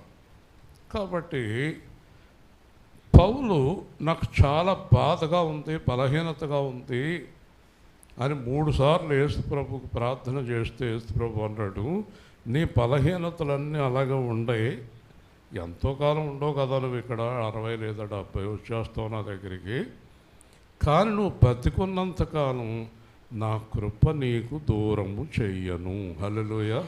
కాబట్టి నాకు నీ కృప చాలు. ఎవరికి? మనందరికీ దేవుని కృప చాలు. విశ్వాసం ద్వారా కృపయందు ప్రవేశము గలవారమై నిలిచి ఉండి. Stand in him. అబ్బాయి చెప్పాడు ఫలించడం గురించి. కొమ్మ కొట్టేస్తే ఏముండదు, కొమ్మ దాంట్లో ఉంటే ఫలిస్తుంది. కాబట్టి యేసుక్రీస్తునందు విశ్వాసములో నిలిచి ఉండి అంతే కదండి. ఆయన 10 లక్షలు సంపాదించుకున్నాడు అన్నారు, మళ్ళీ 2 సంవత్సరాలకు అంతా అయిపోయిందన్నారు. మళ్ళీ 50 లక్షలు సంపాదించుకున్నాడు అన్నారు, మళ్ళీ అయిపోయిందన్నారు. ఎవరు నమ్ముతారండి ఆయన? ఇంకా అంటే నిలిచి ఉండదన్నమాట. ఈ చాలా విషయాలు చెప్తారు కానీ దాంట్లో నిలబడరు అన్నమాట కదండి. కాబట్టి నిలిచి ఉండి దేవుని మహిమను కూర్చిన నిరీక్షణను బట్టి అతిశయపడుచున్నాం. మర్చిపోకండి, యేసు ప్రభులో నిలిచి ఉంటేనే మనకు నిరీక్షణ ఫలిస్తుంది. అంటే మనం ఎక్కడికి వెళ్ళాలి? పరలోకానికి. మన పౌరస్థితి ఎక్కడుంది? మన రేషన్ కార్డు ఎక్కడుంది? పరలోకంలో ఉంది. ఒకరోజు రేషన్ కార్డు రాస్తున్నారు, అందరూ తహసీల్దార్ ఆఫీస్కి రండి అన్నారు. నేను వెళ్ళాను. అక్కడ పేతురు గారు వీళ్ళు పాస్టర్లు చాలామంది ఉన్నారు. ఉండేటప్పటికీ వాళ్ళందరూ మిగిలేదా మిగిలేదా మిగిలేదా అని మాట్లాడుకుంటున్నారు. అక్కడ జనం 200 మంది ఉన్నారు. ఆ కార్డు రాసేటప్పటికి సాయంత్రం అప్లికేషన్ ఇచ్చేటప్పటికి 7 అవుతుంది. నేను వచ్చేస్తున్నాను. పేతురు గారికి ఆగేసారు, వెళ్ళిపోతున్నారు ఏంటని. నాకు వద్దులేండి కార్డు, ఈ జనంతో నా వల్ల అవ్వదు. అయ్యో అదేంటండి అన్నట్టు. ఏంటండి మేము వెళ్ళిపోతాం, మాకు పని ఉంది, ప్రార్థన ఉంది అన్నాను. ఈ కార్డు లేకపోతే అది ఇది ఏదో చెప్పాడు ఆయన. నేను వచ్చేసాను, నేను పట్టించుకోలేదు. వచ్చేసిన తర్వాత వాళ్ళందరికీ ఎవరికి రాయలేదు, మళ్ళీ రమ్మన్నారు. తర్వాత అంతా అయిపోయింది. ఒక 6 నెలలు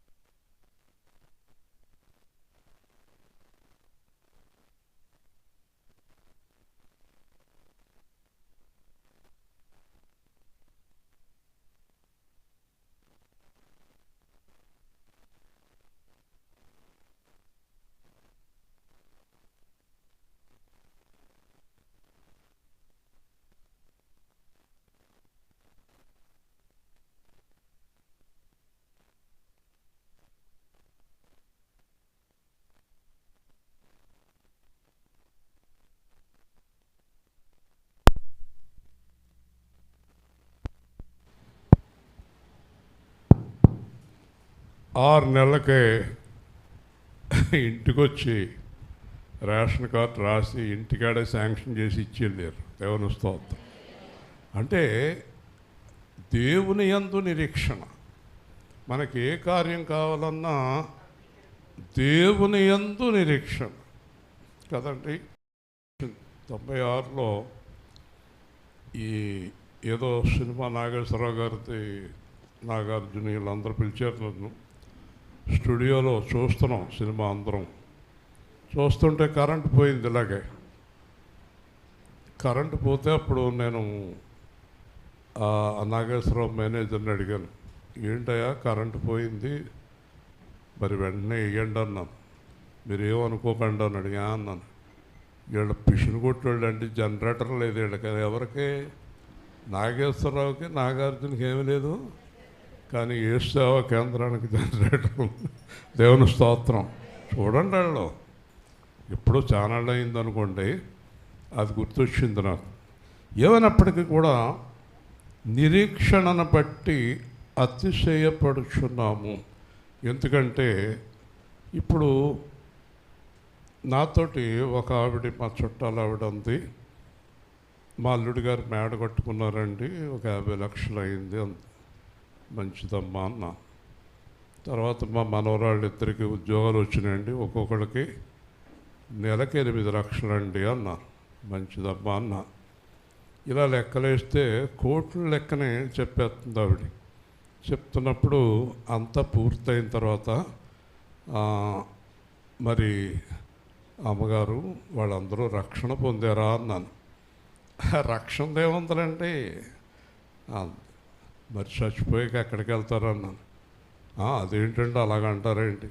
అమ్మా కోట్లు కోట్లు మేడలు మిద్దెలు ఎలా ఉన్నా నేను, నా భార్య, మీరు చెప్పారు కదా, మా అబ్బాయి, మా అమ్మాయి కదా, మా అల్లుడు, నా కూతురు, మా కోడలు అందరూ రక్షణ పొందామమ్మా, ఇది మా ఆస్తి అన్నాను. హల్లెలూయా. అర్థమైందా? రక్షణ అనేది, నిరీక్షణ అనేది అతిశయం. నీ దగ్గర ఎన్ని కోట్లు ఉందని చెప్పావు కానీ అదేమి లెక్కలోకి రావు. కానీ నేను రక్షణ పొందాననే నిరీక్షణ అతిశయము. హల్లెలూయా. ఎందుకంటే ఎన్ని వేల లక్షల కోట్లు పెట్టిన ఈ రక్షణ రాదు. మీరు అతిశయించండి అందరూ కూడా. ఎవరైనా డబ్బుల గురించి అది చెప్పేటప్పుడు వినకండి. రక్షణ పొందారా అని అడగండి, మొదటి ప్రశ్న. 2, రక్షణలో నిలిచి ఉన్నారా అని అడగండి. ఇవేమీ లేనప్పుడు మీ అబ్బాయికి, మీ కోడలకి, నీ కూతురికి 1,50,000 కోట్లున్న సున్నా. మణులు మాణిక్యములున్నా,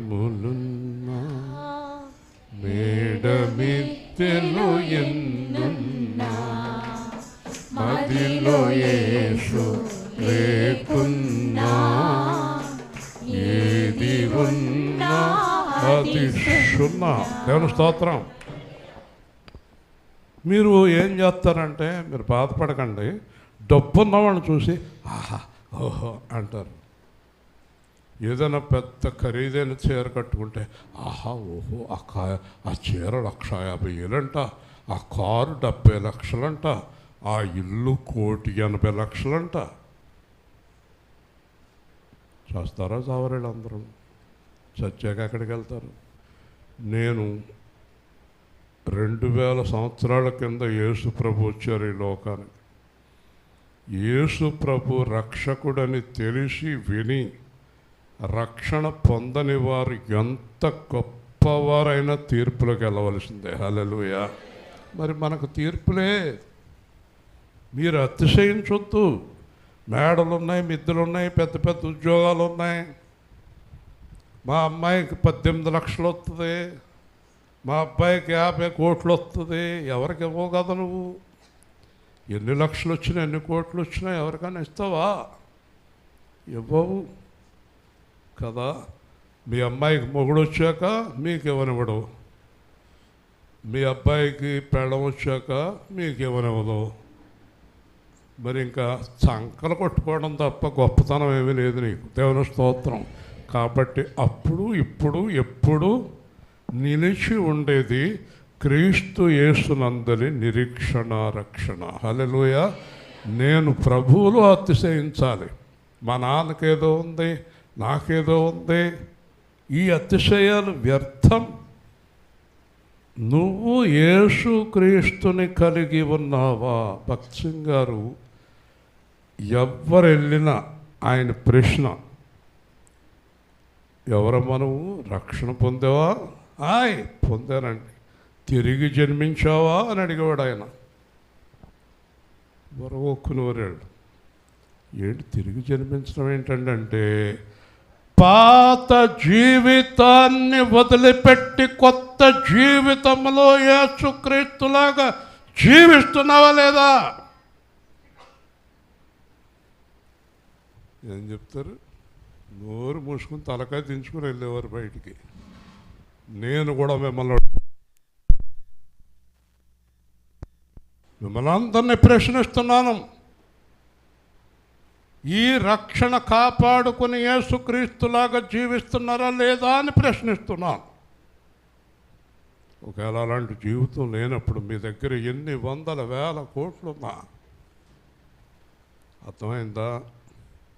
నా చిన్నప్పుడే అందరూ అనేవారు, చైర్మన్ అనేవాడు, 35 ఏళ్ళకి మీరు 50 కోట్ల కంపెనీకి ఎండి అండి మీరు అనేవాడు. అప్పుడు ఏదో గొప్ప అనుకునేవాడిని కదా. ఇప్పుడు సర్వలోకనాథుడైన దేవుని ప్రతినిధిని నేను. హల్లెలూయా. ఇది గొప్ప, అది గొప్ప చెప్పండి. కాబట్టి శ్రమ ఓర్పు, ఓర్పు పరీక్ష, పరీక్ష నిరీక్షణ కలుగజేయనని ఎరిగి శ్రమల యందు అతిశయపడతాం. ఇదంతా ఒక కనెక్టింగ్. ఎలాగంటే, నీకు శ్రమ వచ్చింది, శ్రమల్లో ఓర్పు అలవాటు అవుతుంది, ఓర్పులో పరీక్షలు అలవాటు అవుతాయి, పరీక్షలో నిరీక్షణ అలవాటు అవుతుంది. ఎలాగో చెప్పనా, జాగ్రత్తగా వినండి. యోబు గారికి ఉన్న ఆస్తి అంతా 1 గంటలో పోయింది. శ్రమ, పరీక్ష, నిరీక్షణ. ఆయన అన్నాడు, యెహోవా ఇచ్చను. అంత సులువండి చెప్పడం. 1000 రూపాయలు కనబడకపోతే మందిరానికి రాదు. ఎక్కడో పెట్టింది బీరువాలో, కనబడతలేదు, రాదు. మొత్తం చీరలు బట్టలు అన్నీ లాగుతూ కూర్చుంటుంది. ఏవే ఆరాధన కాదు, ఏ ఆరాధన ఉండవా బాబు, 1000 రూపాయలు కనపడతలేదు అంటది. వింటున్నావా? మా సంఘంలో ఒక ఆవిడ ఈ మధ్యన లేదు కానీ చేతులు పెట్టుకుని తిరిగేస్తుంది గుండ్రంగా నడదల్లో. ఇలా రా, ఏంటి అలా తిరుగుతున్నా, డబ్బులు కనపడతలేదు బాబా, చేతులు ఏంటి, అయ్యా చేతిలో ఉన్నాయంటుంది. మనుషులు దొరికారు మనకి. కాబట్టి వింటున్నారా, ఈ నిరీక్షణ మనలను సిగ్గుపరచదు. యోబు అన్నాడు, యెహోవా ఇచ్చిన యెహోవా తీస్తాడు. తర్వాత కొంతకాలం పరీక్షలు వచ్చినాయి, పెళ్ళం కూడా వెళ్ళిపోయింది, పిల్లలు చచ్చిపోయారు. బానే అన్నాడు. పరీక్ష పూర్తి అయిపోయింది, సాతాను వెళ్ళిపోయాడు. దేవుడు వచ్చాడు, యోబు యోబు అన్నాడు, ప్రభువా నువ్వు పరీక్ష పాస్ అయ్యవన్నాడు. తండ్రి అన్నాడు, నువ్వు పరీక్ష పాస్ అయ్యవన్నాడు. తండ్రి అన్నాడు, నీకు అన్ని 2 అంతలు ఇచ్చేసాను చూసుకో అన్నాడు. హల్లెలూయా. అయిపోయింది. పరీక్ష పాస్ అవ్వాలి. ఈ పరీక్షల్లో శ్రమ, ఓర్పు, ఓర్పు, పరీక్ష, పరీక్ష, నిరీక్షణ. యోసేపు గోతులో పడేశారు, పావిలో పడేశారు, ఎవరికి అమ్మేశారు, జైల్లో పెట్టారు, అన్ని పరీక్షలు పూర్తయిపోయినాయి. దేవుడు అన్నాడు రాజుగారి ద్వారా, యోసేపుకి చక్కగా క్షౌరం చేయించి తెల్లని బట్టలు కట్టి జైల్లోంచి బయటకు తీసుకురండి అన్నాడు. యోసేపు అనుకుంటున్నాడు, ఏంటి బాబోయ్ నన్ను ఇంతగా అలంకరిస్తున్నారని. దేవుడు అన్నాడు, ఏం చేస్తున్నానో చూడు అన్నాడు. రాజుగారి దగ్గరికి వెళ్ళి మాట్లాడాక, యోసేపు వింటున్నావా, యోసేపు నువ్వు అన్ని పరీక్షల్లోని పాస్ అయ్యో గనక ఈ దేశానికి నిన్ను యువరాజుని చేస్తున్నాను. హల్లెలూయా చెప్పండి. అయిపోయిందా? మరి ఇంత సులువా? సినిమాలో వచ్చినంత గమనం వచ్చేస్తాయి అవన్నీ. సినిమాలో ఒక్క పాటలో ధనవంతుడు అయిపోతాడు, ఒక పాటలో దరిద్రుడు అయిపోతాడు. అదంత సులువా? కాదు. శ్రమ, ఓర్పు, పరీక్ష, నిరీక్షణ, వీటన్నిటిలో నీ పాస్ అయిన తర్వాత మరలా నువ్వు ఎప్పుడు వెనక్కి తిరిగి చూడక్కర్లేదు. హల్లెలూయా. ఇంకెప్పుడు వెనక్కే చూడక్కర్లేదు. ఏమవుతున్నారు దీంట్లో చాలామంది? ఫెయిల్, ఓడిపోతున్నారు, భయపడిపోతున్నారు, దేవుడి మీద నమ్మకాన్ని కోల్పోతున్నారు. కాబట్టి ఈ నిరీక్షణ మనలను సిగ్గుపరచదు. నువ్వు ఎవరిని నమ్ముకున్నా సిగ్గుపడాలి, ఎవరిని నమ్ముకున్నా సిగ్గుపడాలి. దాంట్లో ఎవరున్నది చెప్పనా? నీ భర్త, నీ తల్లి, నీ తండ్రి, నీ కొడుకు, నీ కూతురు, నీ పాస్టర్, నీ సంఘము. కొంతమంది పాస్టర్ అమ్మలను నమ్ముకొని పోతుంటారు. వీళ్ళకి వాళ్ళే దేవుళ్ళు వీళ్ళకి. నా భార్య అంత ఒకసారి ఎక్కడో సువార్త జరుగుతుంటే అలాగా కుర్చీలు వేసి కుర్చీల మీద గుడ్లు కప్పి ఆరాధన చేయకూడదు అంది ఆవిడ. మా పాస్టర్ గారి కంటే మీరు గొప్పవారా, మా పాస్టర్ గారి కంటే ఈ పాస్టర్ గారు గొప్పవారా అంది. నేను అన్నాను, ఇలా వచ్చే ఆవిడతో మాట్లాడుకు. ఆవిడికి యేసు ప్రభు దేవుడు కాదు, పాస్టర్ గారే దేవుడు. పాస్టర్లను ఆరాధించేవారు, పాస్టర్ అమ్మల్ని ఆరాధించేవారు. వీళ్ళ సిగ్గుపడకుండా ఎలా ఉంటారు చెప్పండి? ఆ పాస్టర్ అమ్మ గారు ఏదో తప్పు చేశారనుకో, మరి తర్వాత కూడా ఆరాధిస్తారు వీళ్ళు. నువ్వెవరిని ఆరాధించాలి? నువ్వు ఎవరి కోసం పరిగెత్తాలి? నువ్వు ఎవరి దగ్గరికి రావాలి? ఈ పాస్టర్ గారి కంటే ఆ పాస్టర్ గారు మంచోడు, ఈ పాస్టర్ కంటే ఆ పాస్టర్ మంచిది. మంచోళ్ళు ఎవరు? ఎక్కడ తిరుగుతున్నావు? ఎక్కడికి వెళ్తున్నావు నువ్వు? నీ నిరీక్షణ యేసుక్రీస్తు మీద మాత్రమే ఉండాలి. హల్లెలూయా. ఎక్కడికి తిరగాలి? హైదరాబాదులో భోజనానికి 4-5 హోటళ్ళకి వెళ్ళాం. ఏ హోటల్లో భోజనం బాగుంటుంది, ఏ హోటల్లో భోజనం బాగుంటుంది, ఏ హోటల్లో భోజనం బాగుంటుందని చాలా హోటల్ తిప్పాడు మా అబ్బాయి. నేను నిజమే చెప్తున్నాను, మా అబ్బాయి ముందు, మీ అందరి ముందు నిజమే చెప్తున్నాను. మా ఇంట్లో వండుకున్న భోజనంలాగా ఏ హోటల్లోని లేదు. వేలు తగలేసాం, దేవుని స్తోత్రం. అదొక రకమైన కంపు వాసన. ఆ వాసన ఎంతో బాగుందంటారు నోట్లు పెట్టుకుని పిచ్చోళ్ళు. ఇంట్లో వాసన వస్తే ఏయ్ అంటాడు. అక్కడేమో మరి 2000 ఇచ్చాడు కదా, ఎంత కంపు అయినా తింటమే. నేను అన్నాను, ఇదేదో వాసన కాదు, అది అలాగే ఉంటుంది, అలాగే ఉంటుందా వాసన? ఆడు ఎన్ని సంవత్సరాల నుంచి ఫ్రిడ్జ్లో పెట్టి వండాడు అది కదా. ఎందుకంటే ఇవన్నీ కూడా మనకు గొప్పలు. ఏ నిరీక్షణ అయినా సిగ్గుపరుస్తుంది, ఏ నిరీక్షణ అయినా సిగ్గుపరుస్తుంది.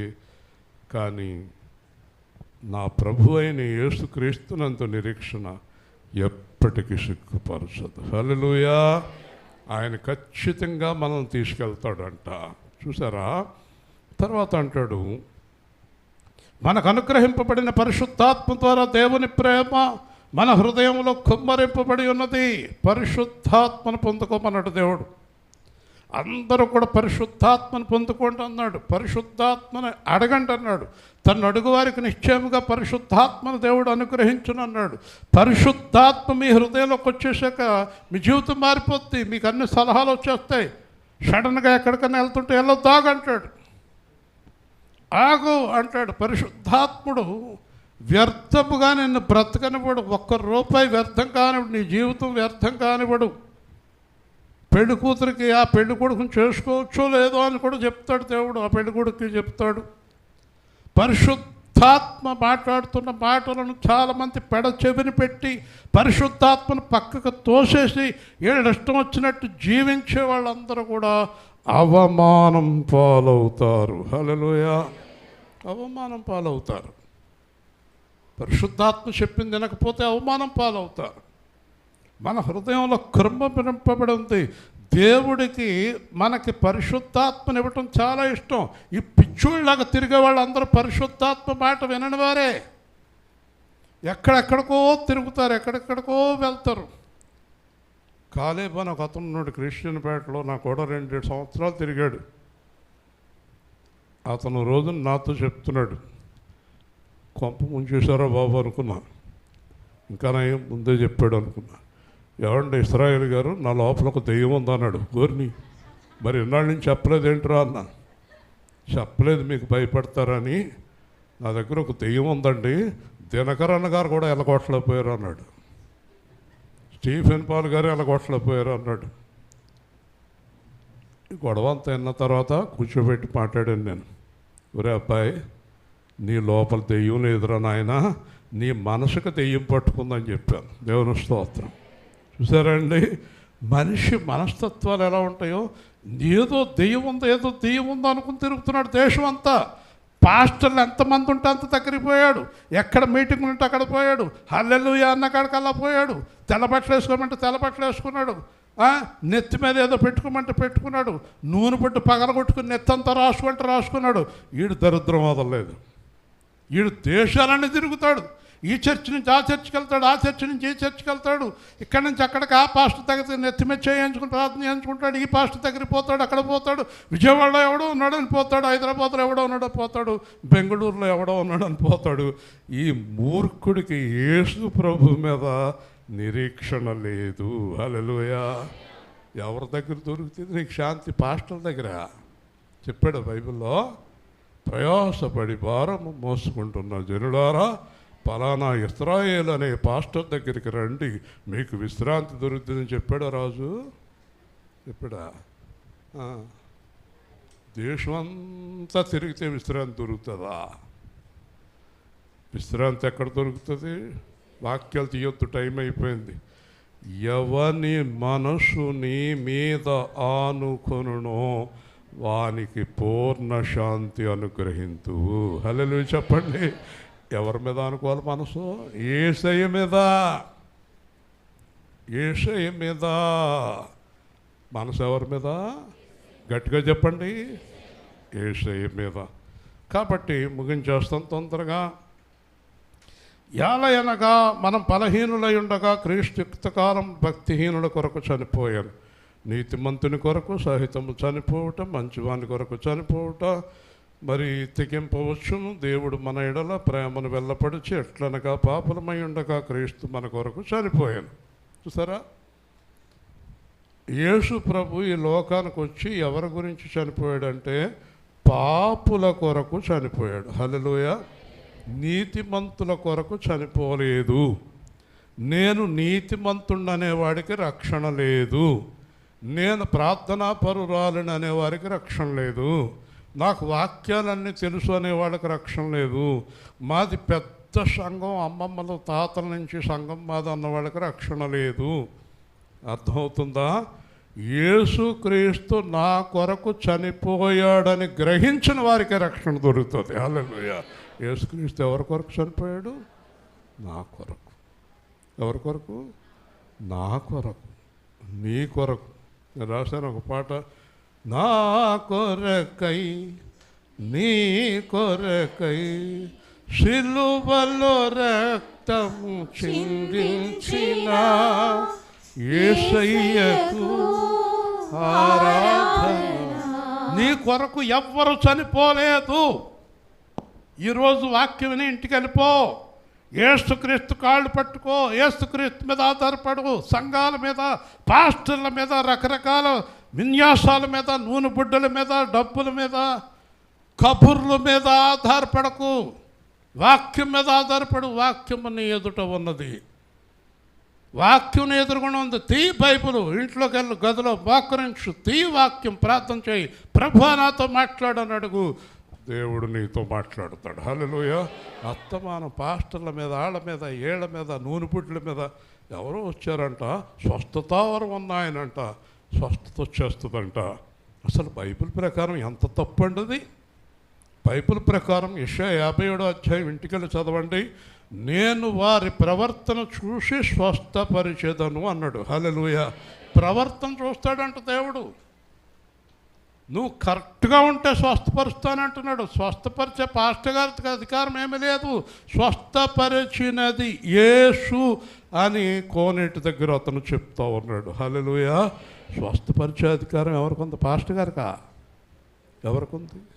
ఒకవేళ పాస్టర్ గారు చేసినా పైన ప్రభు ఆమె అనకపోతే ఈ చెయ్య ఆ నెత్తి మీద ఎంత రుద్దినా ఈ జుట్టు అంతా ఊడిపోద్ది, చెయ్యి మంటెక్కుతుంది, కానీ స్వస్థత రాదు. దేవుని స్తోత్రం. జుట్టు ఊడిపోద్ది, అయ్యగారి చెయ్యి మంట వచ్చేది. ఒకసారి తణుకులో సభ జరుగుతుంది, హరిగంశ అని, మొన్న చనిపోయాడు ఆయన. జరుగుతుంటే ఆయన మైకులో ఏకదెబ్బలాటే అందరితోటి. స్వస్థతావరము కలిగిన ఏకైక పాస్టర్ ఇండియాలో నేను ఒక్కడే. ఇంకేముంది? తణుకు పట్టణానికి యేసుక్రీస్తు వచ్చాడు అన్నాడు ఆయన. యేసుక్రీస్తు అంట. ఇంకేముంది? సరే, బాగానే ఉంది. చచ్చిపోయాడని చెప్పకుండా ఒక కుర్రాన్ని భుజం మీద వేసుకుని వచ్చాడు నలుగురు. చచ్చిపోయాడని చెప్పలా. అర్థమైందా? స్టేజ్ మీద తీసుకొచ్చారు. అయ్యగారు చాలా సీరియస్గా ఉంది, ప్రార్థన చేయండి అన్నాడు. మనవాడు షూట్తోటి పూటితోటి కింద కూర్చుంటాం ఎంత కష్టమైపోయిందో, అలా ఆడిపోతున్నాడు. చేశాడు, చెయ్య ప్రార్థన చేస్తున్నాడు. పక్కన ఒక అతను అన్నాడు, అయ్యా చనిపోయాడు అన్నాడు. చనిపోయాడా? అవునా అని, ప్రభా లేవనెత్తు. చెమటట్టేసింది, మొత్తం షూట్ తడిసిపోయింది, కాలు తడిసిపోయింది, మంట వచ్చేస్తుంది. ఎంతసేపు ఉంటాడు? ఇస్రాయేల్ గారు తర్వాత మీరు ప్రార్థించండి అని వెళ్ళిపోయాడు. నేను శవానికి ప్రార్థన చేయనా? నాకు ఒకే భయం, ఈడో చచ్చిపోయిన తీసుకొచ్చారండి అని. నేను అటు చెవిలో చెప్పాను, తీసుకెళ్ళవా, ఇలాంటివన్నీ జరగవు ఇక్కడ. మరి ఇదేంటంటే బోర్డు కట్టారు, తెగ చెప్పేశారంటే ఒక్క మాట చెప్పాను, ఆ దేవాది దేవుడు ఆమెన్ అనకుండా ఎవ్వరి లోపలికి ప్రాణం తిరిగి రాదు. గట్టిగా దేవుని స్తోత్రం చెప్పండి. మీరు సేవకుడు అనేవాడు, పాస్టర్ అనేవాడు పాస్టర్ మీద ఆధారపడుతూ నేర్పకూడదు, యేసుక్రీస్తు మీద ఆధారపడుతూ నేర్పాలి. హల్లెలూయా. ఇప్పుడు నేను 15 గంటలు మిమ్మల్ని పంపించేస్తాను, తర్వాత మీతో ఎవరు వస్తారు? నేను వస్తానా? యేసు వస్తాడు. ఈరోజు అర్థం చేసుకోండి. యథార్థమైన బోధ కాబట్టి కుర్చీలు ఖాళీగా ఉన్నాయి. దొంగ బోధ అయితే నా దగ్గర 1,00,000 మంది ఉంటారు. అబద్ధ బోధ దగ్గర జనం పేరుకుపోతూ ఉంటారు. ప్రయోజనం లేదు. ఇక్కడ వాక్యం అంతా కూడా యేసుక్రీస్తు మన కొరకు చనిపోయాడు. అలాగే ఆయన రక్తము వలన నీతిమంతులుగా తీర్చబడ్డాం గనక ఉగ్రత నుండి నిశ్చయముగా తప్పించబడదుము. హల్లెలూయా. ఎందుకు రక్షించాడండి? నరకానికి పంపుతానికండి? చెప్పండి ఇంజనీర్ గారు. మనల్ని నరకానికి పంపుతానికి రక్షించాడా, పరలోకం తీసుకెళ్తానక? కాబట్టి మీరు నిరీక్షణ కలిగి యథార్థముగా ఉంటే కనుక మనలను ఎలా రక్షించాడో, ఎలాగ పరలోకానికి వెళ్ళాడో ఆ యేసు తిరిగి వచ్చి మనలను ఆయన రాజ్యానికి తీసుకెళ్తాడు ఖాయంగా. హల్లెలూయా. 100% గ్యారంటీ అండి. యేసు ప్రభు మధ్యాకాశానికి రావటం, మనందరిని ఆయన రాజ్యానికి తీసుకెళ్ళటం, మనం 7 సంవత్సరాలు విందులో పాల్గొనటం, 1000 ఏళ్ళ పరిపాలన ఉండటం, ఇదంతా నిశ్చయంగా జరిగి తీరుతుంది. హల్లెలూయా. ఏ విధమైన సందేహం లేదు. కాబట్టి ఈ లోకపు నటన గురించి కంగారు పడకండి. ఏదో క్యాన్సర్ అని భయపడకండి, ఏదో వ్యాధి అని భయపడకండి, మొగుడు వదిలేసాడని భయపడకండి, పెళ్ళం వదిలేసిందని భయపడకండి, ఉద్యోగం పోయిందని భయపడకండి. వింటున్నారా? నేను మంచం మీద నుంచి కదలలేకపోతున్నానని బాధపడకండి, భయపడకండి. భక్త సింగ్ గారు 20 లక్షల మందిని ప్రభు దగ్గరికి నడిపించిన వ్యక్తి 1.5 సంవత్సరం కోమాలో ఉన్నాడు. కాబట్టి దేనికి భయపడకండి. మహాదైవజనుడైన ఎలీషా మరణకరమైన రోగంతో చనిపోయాడు. ఇవన్నీ వద్దండి మనకి. దేనికి భయపడకండి. శరీరానికి ఇవి రావటం అనేది జరుగుతూనే ఉంటుంది. హల్లెలూయా. రానివ్వండి, భయమే ఉంది. శరీరము కేవలము నిష్ప్రయోజనము, ఆత్మయే ఎప్పుడు జీవింపచేయునది. మనందరికి ఒక నిశ్చయిత ఉంది. వెళ్ళి చెప్తున్నాను, మనం జాగ్రత్తగా ఉంటే, ఆయనలో నిలిచి ఉంటే మన ఆత్మ నిశ్చయంగా దేవుడి దగ్గరికి వెళ్ళిపోతుంది. హల్లెలూయా. అంతకన్నా ధన్యత ఏం కావాలి మనకి? ఇక్కడో చచ్చిపోతాడు సంచెట్టుకుని డబ్బుల కోసం, ఎక్కడెక్కడో తిరుగుతాడు రాత్రి పగలు, కష్టపడద్దంటలా. అదే యావగా ఉండొద్దు. అలా నువ్వు సంపాదించినా నిలబడదు. సంపాదించింది నిలబడాలంటే దేవుడు చెయ్యి పడాలి దాని మీద. హల్లెలూయా. లేకపోతే నిలబడుతుంది. అన్నీ పోగొట్టుకుంటాం, ఏది ఉండదు. దానికోసం ప్రాకులాడవద్దు. ఉన్నదానితో తృప్తిగా జీవించు. హల్లెలూయా. ఉన్నదానితో తృప్తిగా జీవించు. చివరిగా, మనం శత్రువులై ఉండగా కుమారుని మరణం ద్వారా దేవునితో సమాధాన పరిస్థితి కనుక ఆయన జీవించడం చేత నిశ్చయముగా రక్షింపబడదుము. ఒక మాట గుర్తుపెట్టుకోండి, మనందరి ప్రభు, మనందరిని రక్షించిన ప్రభు, మనందరి కోసం సిలువేయబడిన ప్రభు ఇప్పుడు జీవించి ఉన్నాడా, చనిపోయాడా? ఎక్కడున్నాడు? అందరూ చెప్పండి, ఎక్కడున్నాడు? చంద్రబాబు నాయుడు పిఏ నాకు బాగా క్లోజ్, మనోహర్ అని, కుప్పలో ఉండేవాడు. గుర్తున్నాడా పావని? నా దగ్గర దండగట్టుకుని వచ్చేవాడు. చంద్రబాబు నాయుడు ముఖ్యమంత్రి అయ్యాడు. ఇప్పుడు మనోహర్ అన్నవాడితోనే మాట్లాడేదో చేయించుకోవచ్చు. కానీ మనోహర్ చంద్రబాబు నాయుడికి పిఏ, నేను యేసుక్రీస్తుకి పిఏ. దేవుని స్తోత్రం చెప్పండి. హల్లెలూయా. నేను యేసుక్రీస్తుకి పర్సనల్ అసిస్టెంట్ని. కాబట్టి యేసుక్రీస్తు, చంద్రబాబు నాయుడు గారు ముఖ్యమంత్రి, ఆయన అధికారాన్ని మనం ఏమో అనొద్దు. కానీ చంద్రబాబు నాయుడు గారు యేసుక్రీస్తు కంటే గొప్పవారు కాదు. చంద్రబాబు నాయుడు పిఏ ఇశ్రాయేల్ కంటే గొప్పవాడు కాదు. తెలుసుకో మోషే. వాళ్ళ వెనకాల తిరక్కో, జీవం గల దేవుడి వైపు తిరుగు. వీళ్ళందరూ నీకేమీ చేయలేరు. దేవుని స్తోత్రం. ఆయన అనుకుంటేనే నువ్వు హెచ్చింపబడతారు. అది ఎక్కడ ఉన్నవాడు అక్కడ కంటే ఇక్కడ కిందకు తొక్కేస్తారు. అర్థమైందా? కొట్టుకు చేస్తారు. ఎవరన్నా ఒకడు పైకి వస్తుంటే ఇంకొకడు ఏం చేస్తాడు? లాగుతాడు. ఒకడు దగ్గర అవుతుంటే ఇంకొకడు దూరం చేస్తాడు. ఒకడు ముందుకెళ్తుంటే ఒకడు వెనక్కి లాగుతాడు. ఈ లోకం అంతా అంతే కదా. ఏమండి ఇంజనీర్ గారు, అంతేనా? చెప్పండి. ఎవరైనా ఇంకొకడు చాలా బాగుండాలనుకునేవారు ఈ లోకంలో ఉన్నారండి? ఒక్కరూ లేరు. కానీ మన దేవుడు ఉన్నాడే, అందరూ అభివృద్ధి అయి గొప్ప గొప్పవారుగా ఉండాలని ఆయన కోరుకుంటాడు. హల్లెలూయా. కాబట్టి ప్రభువునందు విశ్వాసం ఉంచి నేను ఎప్పుడు ప్రసంగం చేసినా ఎవరిని విమర్శించే ప్రసంగం కాదు నాది. మీరు యేసు ప్రభు పాదాలు పట్టుకోండి అని మాత్రమే రికార్డ్ చేసినవి అన్నీ వినండి, దాంట్లో అయ్యే ఉంటాయి. దేవుని స్తోత్రం. యేసు ప్రభు పాదాలు పట్టుకోండి, యేసు ప్రభుని విడిచిపెట్టకండి. ఆయనే మనకు మార్గము, సత్యము, జీవము. రాత్రి యేసు ప్రభుని ఎరగనోళ్ళు అనేక మంది సువార్త ఎంత ప్రశాంతంగా నన్ను పక్కన కూర్చున్నావు ఆవిడే చాలా బాగా చెప్పావు బాబా అంటుంది. యేసు ప్రభు అంటే ఏంటో తెలియదు చాలామందికి. మనం చెప్పాలి వాళ్ళకి. ఫైనల్గా మన ప్రభు అయిన యేసుక్రీస్తు ద్వారా మనము దేవుని యందు అతిశయపడుచున్నాము. మనం ఒక రాజకీయ నాయకుడిని తెలిసినోడు అంత గర్వంగా ఉంటే మనుషులను చేసినోడు తెలిసిన మనం ఎంత గర్వంగా ఉండాలి. హల్లెలూయా కదా. దేవుని యందు అతిశయపడుచున్నాము. ఆయన ద్వారానే మనం ఇప్పుడు సమాధానం పొందుకున్నాము. హల్లెలూయా.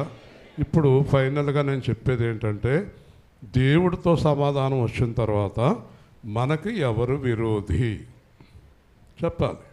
మనకు దేవుడితో సమాధానం ఉంది, మనకు విరోధి ఎవరు ఉన్నారు? నెగ్గగలరా? దేవుడితో పోరాడి నెగ్గగలరా? మనకి హాని ఎవరైనా చెయ్యగలరా? దేవుడితో విరోధం వద్దు, దేవుడితో సమాధానం అంటే యేసుక్రీస్తు మాట వినడం, ఆయనలాగా జీవించడం. ప్రేమగల తండ్రి, జీవాధిపతి అయిన ప్రభువా, ఈ ఘనమైన నామాన్ని బట్టి స్తోత్రాలు. ఈరోజు మీరు మాకు ఇచ్చిన వాక్య భాగాన్ని బట్టి స్తోత్రాలు. సిలువలో మీరు మా కొరకు చేసిన ప్రతి త్యాగమును బట్టి స్తోత్రాలు. ఇక్కడ ఉన్న బిడ్డలందరినీ క్షేమంగా కాపాడండి. మేమందరం యేసుక్రీస్తు పాదాలు గట్టిగా పట్టుకొని విడిచిపెట్టకుండా చివరి దినము వరకు మేము అలాగ జీవించే కృప మాకు దయచేయండి. యేసు నామములో ప్రార్థిస్తున్నాము తండ్రి, ఆమేన్. కానుక సమర్పణ చేసుకుని త్వరగా సమయం అవుతూ ఉంది.